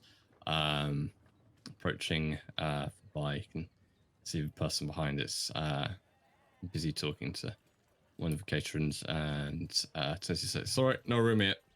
Fully booked up. If you're looking to stay. If not, I've got ale on tap." We'll take a round. We'll take a round and a half ale for the gnome. Fair enough. I'll be over in a little bit. And he turns back to talking to the Kaiteron. So we'll go and sit in a corner as far away from any eavesdropping Kaiterons as we can get.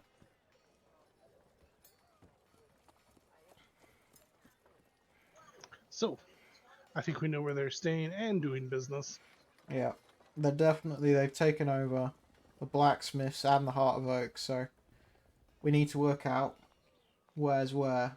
Is the commander in the Heart of Oak, or are they in the blacksmiths? I'm gonna guess he's probably in the best room in the Heart of Oak. These are Kaiterons after all, and they do like their decadence. Depending on accommodations at the Heart of Oak. But I would assume he's probably got a room here. He's not going to sleep in a tent. No. No, he will see himself as better than the common soldier.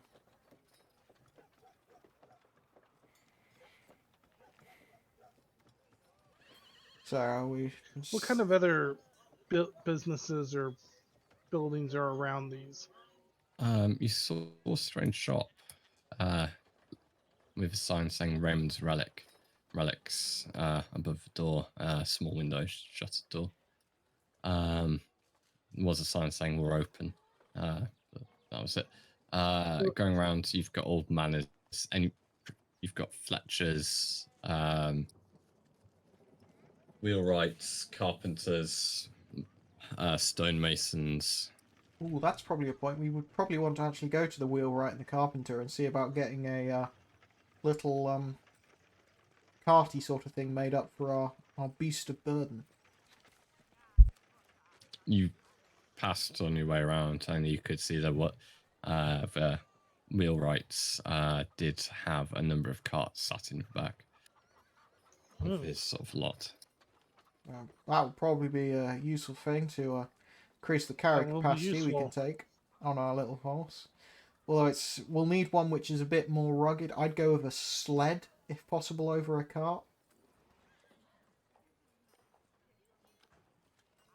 We don't want something that's going to get bogged down in muddy terrain if we ever have to go off-road. You didn't see a sled when you were there, but We might be able to commission one. Made to order. So I think that's the point of business we need. We need a sled for the horse so that we can transport more goods, because we can't transport much without the cart. We'll be a slight bit... Do we want to be a little bit louder so that the Kaiterons, if anyone's listening, all they hear is some merchants discussing how they lost a cart on their own, they need a replacement? You sat at the table talking. They will likely over here. Yeah. Bits and pieces. They've not paid you much attention at the moment. Yeah, so we'll sound like merchants discussing we need a new something for pulling our goods since we lost the last cart in that ditch. Broke the axle. Not good, that.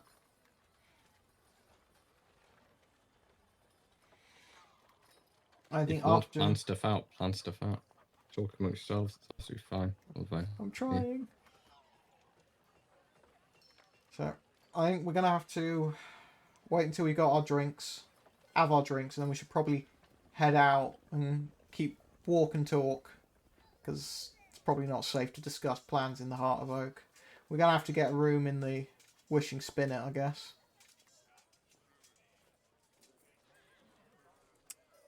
Just me and the DM. Oh, no, Ark is still here. So, let's finish our drinks, and we're We'll do another lap of town. Go past the wheelwrights. Do we want to have a chat with the carpenters and the wheelwrights? See about getting ourselves a sled made, or are you guys not interested in that for the moment?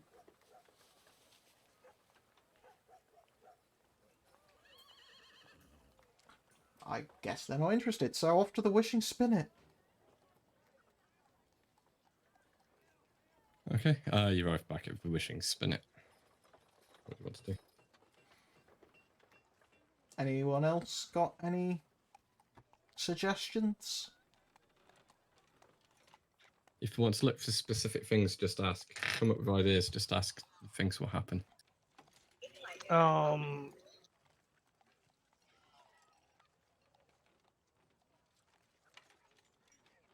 would like to know if the blacksmith is still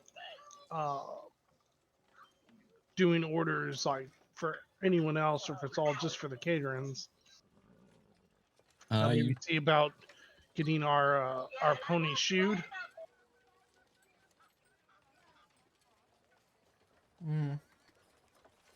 Use that as an excuse to poke for information.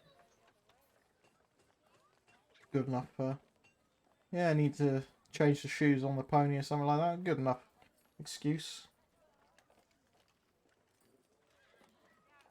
Okay. But so you're heading to the wheelwright. I think Ark is heading wheelwrights. to the wheelwright. Not the wheelwright, the blacksmith. The blacksmith. Which we just done. Have we actually gone to the Wishing Spinnet or not? Because it doesn't make any bloody sense if we've gone back there and then we're walking back across town. Have we come out of the Heart of Oak and we've gone across to the blacksmith? There you go. Right, okay. Fine. You approach and the guys go, hold up. What's your business here? Well, we heard this was the blacksmith. We were looking to maybe see about getting this pony shoed. Sorry, gonna have to find someone else. He's busy. All right, thank you. Alright, this is all Kaiteron military now. Best stay clear. If you had business, it's cancelled with him. Right, so we now know Heart of Oak is off limits, Blacksmith's off limit. What kind of animals can you turn into, Ark? Can you do like a spider or something?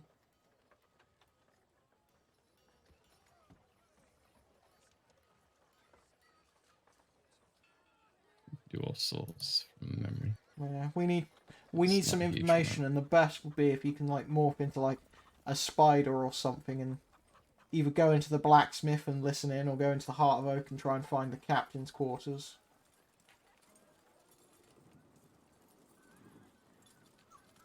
Hold on, I had a phone call. No worries.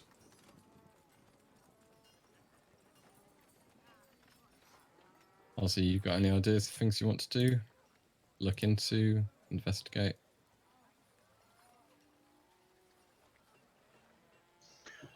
Okay, so you want me to shapeshift into a spider? Yeah. We need something small that no one's going to notice. Well, unfortunately... Well, I guess a spider would still count for wild shape. It is, in fact, an animal. It's an insect. It's an I'm not insect. sure it counts, actually. I mean, things spider. like bombardier Yeah, never mind, beetles count as just beasts. There's no specific category for insect. They're just Yeah, beasts. sorry, I forgot spider was an option, yeah. Yeah, spider's fine, yeah. Switch into a You spider. could sit in All right, the corner and listen in. But we probably want to. We probably either want to wait till it's later, or at least move away. We can walk one way, and then I'll walk back past, and you can like be a spider and jump off my cloak and scuttle into the blacksmith or something. All right. So I think that's the plan. Do we want to go with the blacksmith first or the Heart of Oak?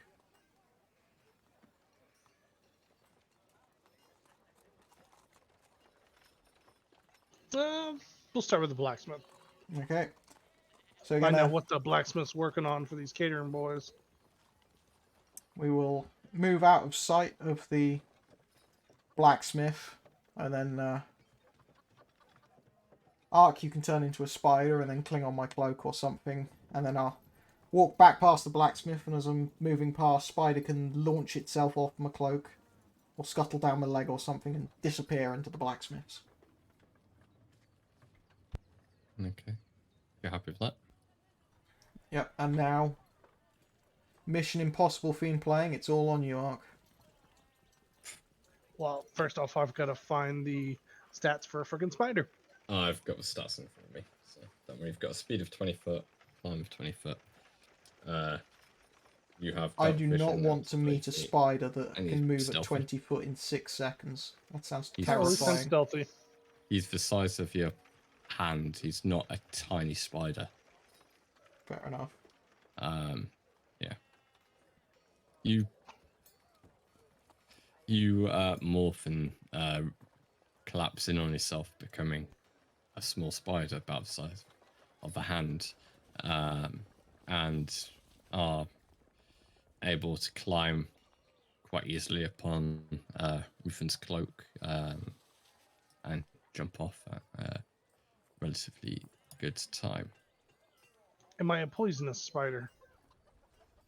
No, you are not, unfortunately. You can. Okay. Yes, you are actually. If you do bite, sorry. Ah, all right. Just good to know.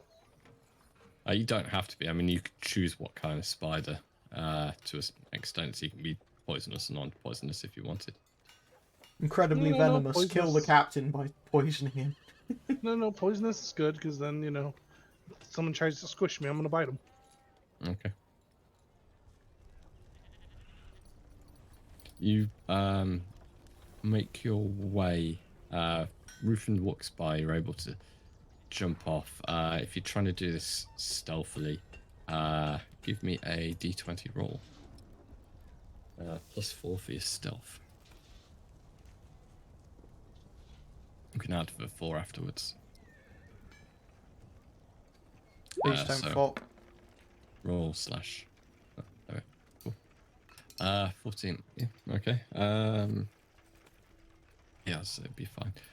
You skitter off, and you're able to make the way to the front of the building of the blacksmiths and find a way in.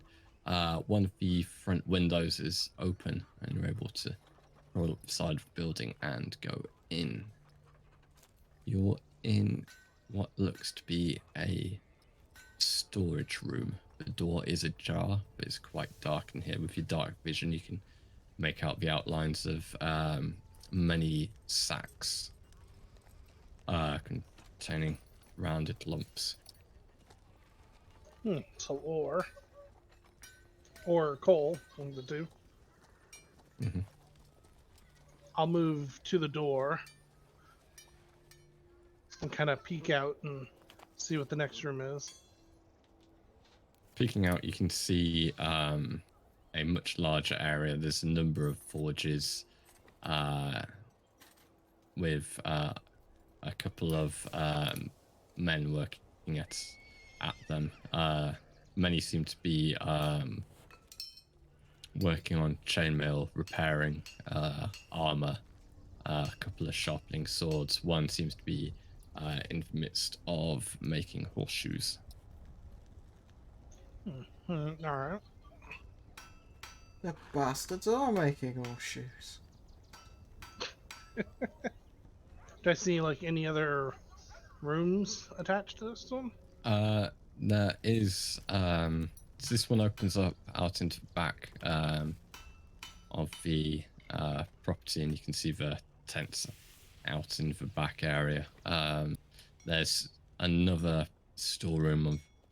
There's another room on the far side of the forge or smithing area, past the quenching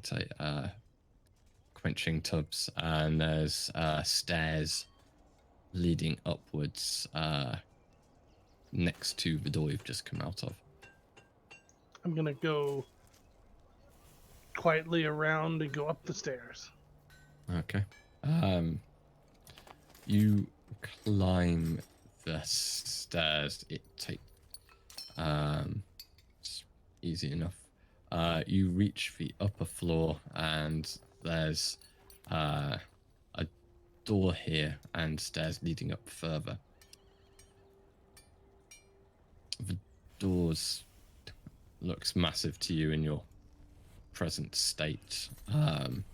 It fits well to the walls around it. No gap. In my spidery form, can I mess with the door handle to get it open? Unfortunately not. You do not have the strength to do so. Oh, well, that sucks. Alright, well, I'm going to go back the way I came and back out to the window.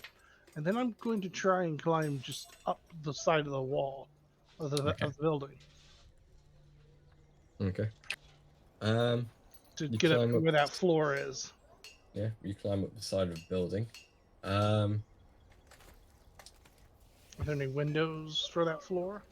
There are. You move up, and there is windows. They appear to be shut, however, if they open at all. Small, lead-lined.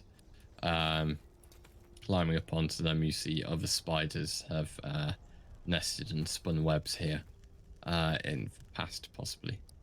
None as big as you. If you look in through the window, it's dark inside, but you make out shapes of things possibly hanging from bars, like horizontal bars.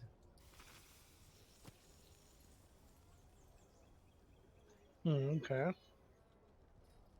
With your, actually, yeah, sorry, I've got dark vision now. You can see that it looks like sets of various types of armor on sort of horizontal rails, bars being held there. Another bit there seems to be weapons stored up. In another bit, there's a wooden crate with nails written on the side. Oh, okay. So it's another storeroom. Mainly where they're keeping all the armor and stuff. Alright. Yeah. Alright, I'm going to get down and make my way to the Heart of Oak. How much time has passed? That's probably about half an hour at this point. As you are climbing down, a shadow passes over you. Looking up, you see a large bird. Don't know. What do you do? Hide under something. Okay. Mate, roll a d20, please. This is essentially a page again. This is essentially a climb check to quickly move and hide. So an athletics check. If you roll just a d20, I'll apply the modifiers. Okay. Yeah, you're fine. You skitter across and into cover as this bird sweeps past and passes along on its way. You're fairly certain it was likely to try and pick you up had you not moved out of the way as a quick snack. Is Rufin still watching this? Depends where Rufin is. Rufin, where are you during all this? I've probably decided to just walk past so as not to cause suspicion by hanging around the area after I've been told to leave. So I've probably headed all the way back to the Wishing Spinnet. Well, that sucks for me. I mean, I don't want to cause suspicion of them. Like, why is he hanging around here? Where's his friend gone? I was gonna see if maybe you'd shoot the bird. No. That would just draw too much attention. It's like, the caterer's like, what the fuck did you shoot that bird? Felt So, like it. so now I'm stuck under something at the blacksmith, and I probably can't make it across to the Heart of Oak. We should prob- You are out on the outside of the building. You basically scurried under one of the windsills. so time to run as fast as your little Is this spidery the legs will take same you. window seal that You were already climbing down at this point. It's the lower ground level one. right, of the one that I had just went into that was the empty storeroom? Yeah. Perfect. So I'm gonna is the window still open big enough for like a cat? Yes. Okay, I'm gonna go back into the storeroom. I'm gonna drop this wild shape and pick up the form of a cat. You know, just like a little tabby. Okay, you take the shape of the cat. Okay, then I'm gonna go back out the window and try and cross the street. You cross. No one bats an eyelid. It's like, oh look, another cat. You're across at the Heart of Oak. Is the door open? Yes, the door's open. It's a fairly hot day. The door's open still. I will walk in and maybe head over near the bartender, see maybe he'll give me some milk. Okay. You Or can't you see with a him. broom. Oh well, you know, it's gonna be the only way to figure out. I figure it might look a little suspicious if a kitty just runs up the stairs. There's no one inside at this point. No. You hear voices out of the back, and that's it.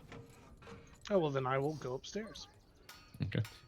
You head up the stairs. You're coming out onto the landing. There's another landing further up you can see. On this first landing, is there any rooms or anything on this level? There is a corridor with a number of doors coming off it. A couple are open. As you're sat there, a soldier, Kaiteron soldier, comes out of one, sees you, ignores you, and walks on by going down the stairs. I'm gonna kind of peek my head into these open doors to see what's going on inside them. Okay. One of the rooms has a couple of soldiers sleeping. They seem to have pulled the curtains closed as best they can, and put a cloak over the top to really block out the light. Another one seems just to have rumpled sheets, nothing in there. That's where the soldier came from. Third one's open. There's a man sat at a desk, and you can hear the scrape of a quill. Is he talking to himself? He's not. He's silently working. All right, I'll keep moving on. Okay. I think people will notice a cat standing over their shoulder. You continue on. You come to another room. It's empty. The door's open. All the other doors are closed. You could always go down and, in your cat form, like, nuzzle his leg and start purring. Everyone likes a cute cat. Oh, we're gonna go see what's up on the second landing first, before I get chased out of the inn. Okay. You head up onto the second landing. A rat scurries out of view as fast as it can. And there's only two doors up here. One's open, one's closed. The open one, if you look in, there's a pair of cots and a strong box in the room as well. There's various bits of armor lying on a table nearby as well, and tabards hanging up. You said there were two cots? Yeah, both empty currently. Can I kind of memorize the dimensions of the strongbox? Yeah, definitely. That's well within your intellectual skills. Cool. Then we might be able to try and figure out what's inside it. Okay. All It's right. iron-bound, heavy wood. Let's see, probably 4 foot long, 2 wide, too high. All right. So we're gonna head back down to the room with the guy in the quill. Okay. I head back down there. What do you do? I'm gonna kind of go up to him and rub on him and meow. See if he's a little friendlier. Look cute and ask for pets. Yeah. He looks down and ignores you at first and continues writing. Oh, well, fine. I'm gonna jump up on his desk, trying No, not to sit on get in his way. Jump on his lap. He Sit on his lap. Dear God. He as you jump up, roll me a d20. Gonna get slapped across the room. 18. You narrowly miss the ink. Ooh. Oh right, 8. Right, you narrow. No, you've said he narrowly Oh, dear. misses. No take. You already no said I takesies narrowly back. missed him. I thought that was the 18. Sorry. No takesy backsies, Everett. No. Right, on for 8. As you leap up, your tail catches the inkwell and pushes it towards the edge. The man, his hair's graying. Just goes, "What the?" And tries to pick you up and throw you away. Pretty much. Are you dodging? As he was yes. attempting to grapple, pretty much. Jump Okay, off roll the me a table. d20. Or see if you can get some ink on your paw, so if things stick to it, stick it on the paper and run off with a paper stuck to your paw. Oh yeah, God no. Let's not get grappled first. Well, no, that Goodbye. Out the window with you. Oh. He has caught you.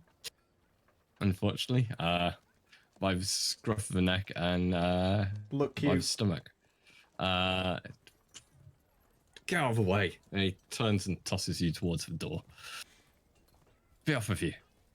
Damn cat.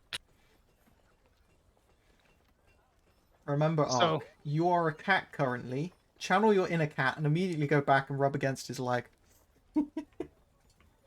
right. I'm gonna sit in the middle of the floor and meow at him. I wouldn't meow, just sit there. Just sit there and just sort of lick yourself. Break down his sense of suspicion. Just be cat-like. He ignores you for the time being. Is there anything else in this room? Have a look. Yeah, have a look if there's any way you could jump up on to get a vantage point on the desk. That's kind of what I was thinking. Is there any like dressers or anything else that I can kind of overlook what he's doing? There is a cot next to the desk where he's working. You can definitely get a vantage point there. There's a small traveller's chest at the end of said cot. Oh, cool. As I'll well. jump up on top of Open, that. there's clothes in there. You can see a few other bits and pieces. Sit there and wash your paws, look nonchalant, whilst also watch what he's writing. Yeah. What kind of clothing is in the? Looks quite rich, like nobleman sort of stuff. His clothing itself is of far better quality than the rest of the Kaiteron stuff that you've seen.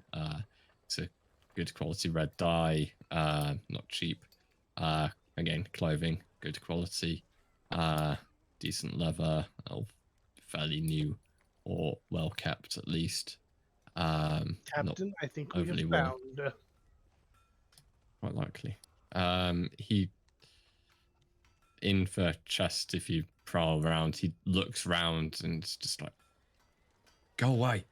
It's Shoot. a cat that looks like it's trying to get comfortable. I'm gonna jump up on his cot and kind of lay down, staring at him. He frowns at this and eventually he turns back and just like, finish writing this at least. How long does your world shape last for again? 1 hour. Okay. How We're long? about 15 minutes in at this point with the cat, I'd say. All right. Well, at that rate, then I will make my way out to an unconspicuous area outside and shapeshift out. I assume you've used 15 minutes of your hour as cat. Oh! I thought you meant I had 15 minutes left. Okay. Oh, no. I was like, well, that sucks. I It's just like wanted this to is double getting check. good. Yeah. I'm gonna try and get on top of the chest and see if I can make out what he's doing. You jump up and get a bit closer to where you can actually see. He glances up but continues writing. You can see his looks like as you tilt your head to read. He's writing a report. It's listing the fact that he's arrived in Sorlang. He's sent his contingent to three nearby villages,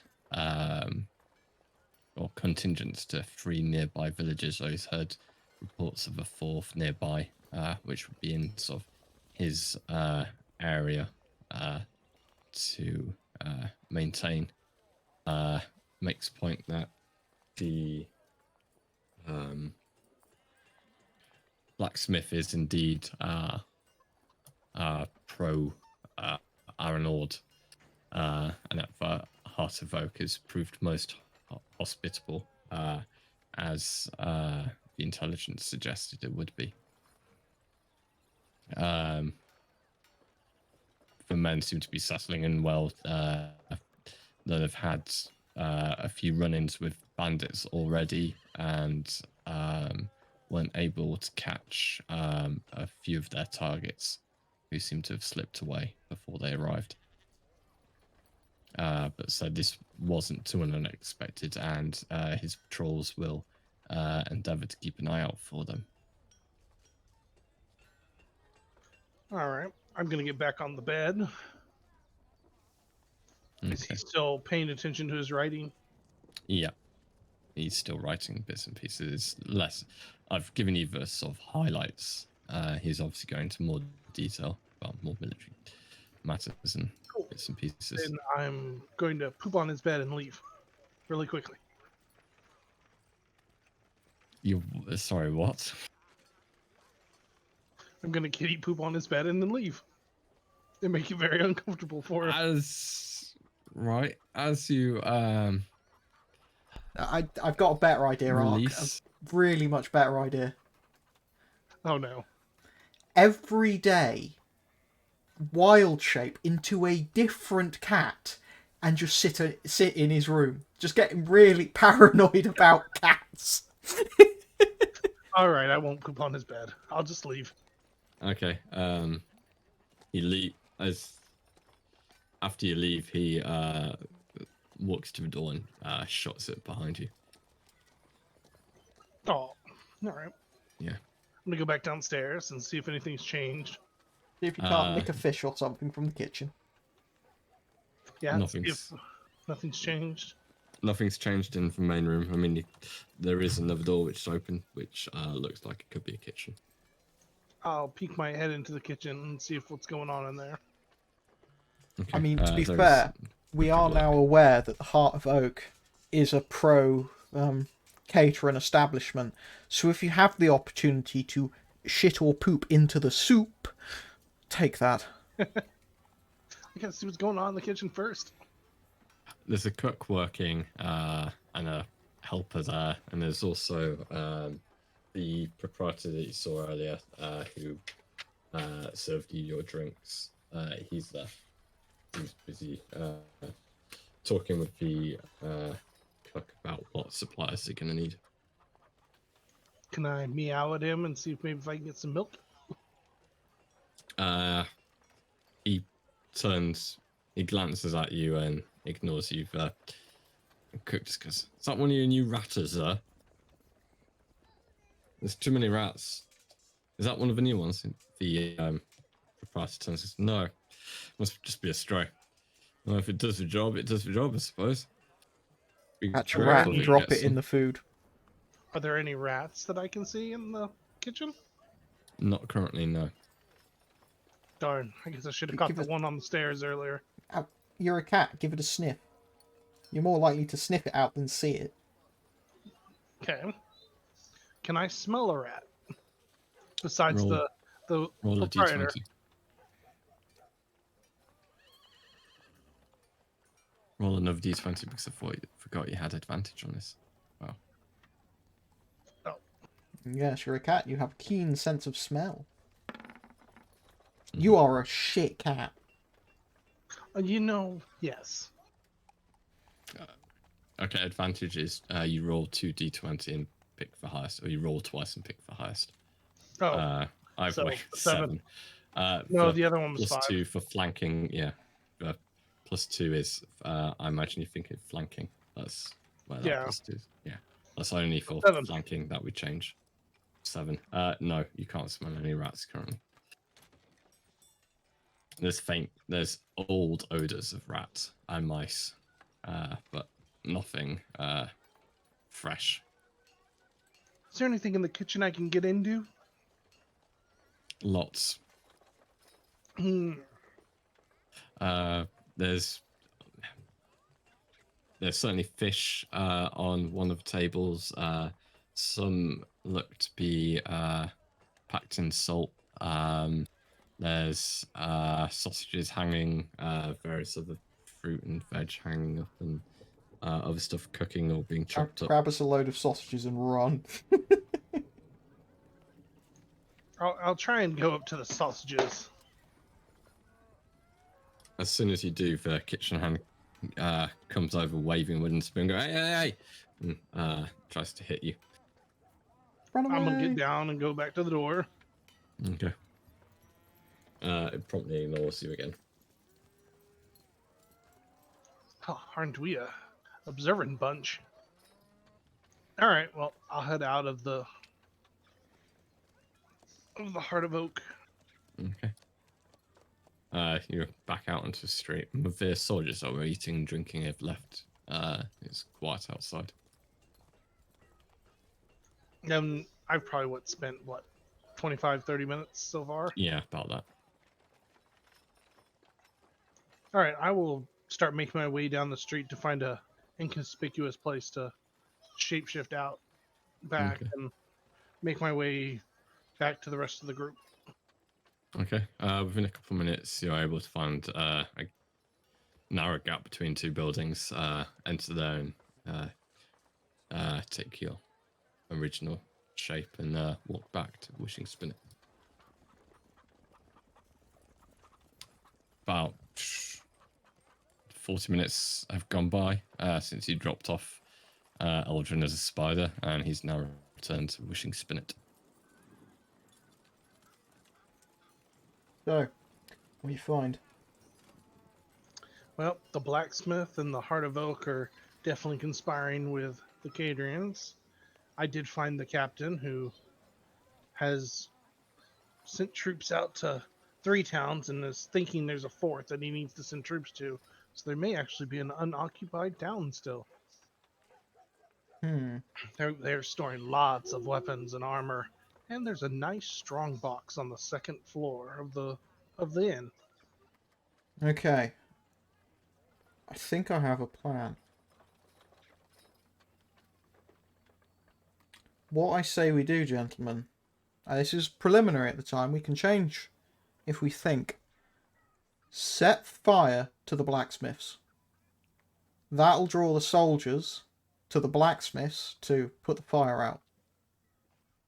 And then, whilst we're doing that, we sneak into the Heart of Oak if we can, and get up to that strong box, and get out. Either with it, or if we have to, crack it open and steal the contents. In the commotion, even if we get caught and there's some shouting, they're not going to hear it over the conflagration in the blacksmith. So we wait until the dead of night, set a fire in the blacksmith. There's got to be lots of flammable material in there, like coal and kindling and stuff. Set a fire there. Set that There ablaze. are lots of clumps in the lower storeroom. Could be coal, could be ore.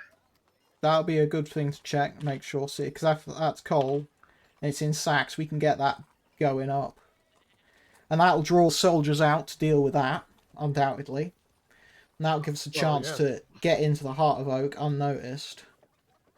They definitely won't want their armor and weapons stockpile above to go up in flames. I think that's how we pull this. Big distraction. And then we get in and we steal that strong box or break it open, and then I reckon we make it look like some sparks or some embers have crossed the road and got into the heart of Oak, and it's accidentally burnt to the ground. Yeah, they weren't very friendly. No, Wouldn't let me have the sausages. no, you threaten a cat with a spoon, and I will burn your establishment to the ground. The wrath of the cat. So is the group in agreement? I think that's a good place to start. Oh, I don't know. What does Corvin think? It sounds like a plan. I'm not certain that starting Fire is a good idea. Well, I mean, you got to do something. I'm not sure that a fire in one building is going to draw that many people. It's where they've They're all stored. there. They're in the back, in tents, and they've got all their gear stored in that blacksmith, so they're not going to want that going up. No, we don't know if it's all their gear. We just know there's gear stored. there were, when you walked past, probably around 20 Kaiterons eating at midday. You saw at least around about 10 at that southwestern gate. And you've seen a couple walking around the town as well. There's like foot patrols. I mean, assuming there's a couple of foot patrols and 10 at the northern gate, then we're looking at least 30 or so soldiers.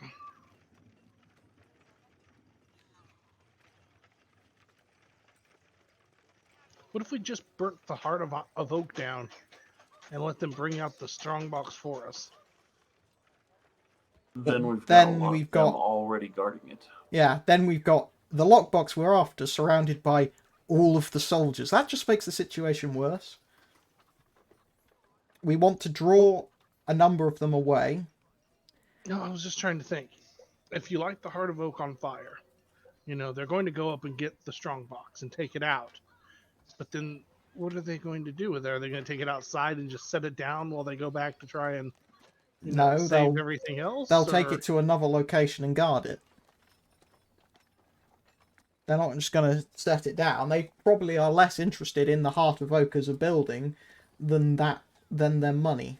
So they're probably going to take that into the blacksmith, put it under lock and key in there.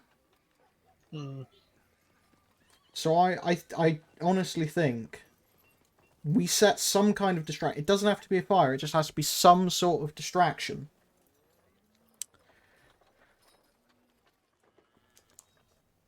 We could even go back out and find our good friend the Lord and tell him we got a plan to liberate a large amount of money from the Kaiterons. He might be interested in a share of the loot. Remember those coins I gave him? They're real. And by now he's probably figured that out. Yeah, so Ozzy shot that plan down. If he hasn't, then, well, we need to talk about his intelligence. Because then we definitely don't want to rope him in on this little endeavor. If he's worked out that we've swindled him, no, we can't get him in on this endeavor, which is kind of annoying. Because that, again, could have been an interesting distraction. So we set fire to the blacksmith, and then at the other side of town, a bunch of bandits have appeared and are causing a ruckus. Although, how fast do you think we can get the little gnome to run? Very slowly. Gnomes aren't fast. I mean, the other option is we go there knowing that we're going to go piss him off and beat him back to town, and he shows up here looking for us, and the Caterons aren't going to know who the fuck we are. Hmm. Why would he try? Why would he chase us into the town, though? Yeah, I don't. Because you swindled him. It's probably not It's going a to be walled enough. town with guards. He doesn't. Yeah, he'll see you going towards town and probably think it's not worth his while. He's a thug. He's a thug who attacks travelers on the road. He doesn't fight unless he has the advantage. True. He's not going to come in here. Well, then it looks like we're burning down the blacksmith. I mean, it's basically 3 birds with 1 stone. 1, we're distracting them. 2, we're putting a dent in their logistics if we can destroy a large amount of their weapons and armor. And 3, it's getting back at someone who thinks it's good to throw their lot in with the Kaiteron bastards.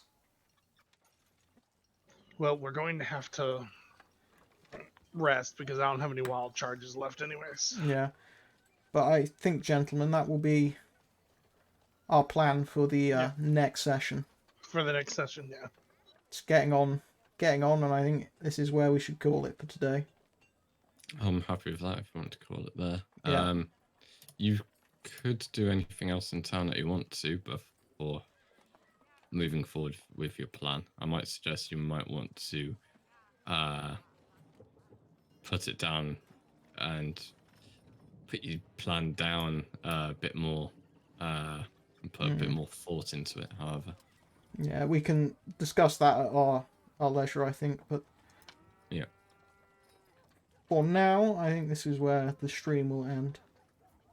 And this session will end. I think we've got the town. Unfortunately, the plan to have a heist in Forling fell through, but we'll have a heist in Sortlang instead. Just the entire series is just going to be the heist of town that we are currently in, but actually no, we're going to go to a different town and heist it there.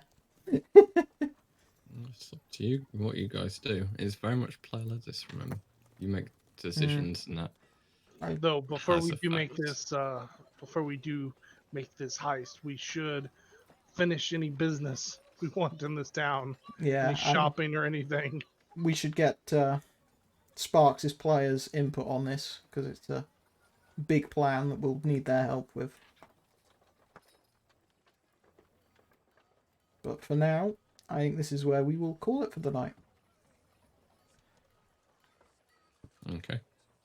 Right, we'll continue next week then. Indeed. So, to the stream, thank you everyone who's come out to watch. I hope you've enjoyed it, and we will see you next time. Goodbye.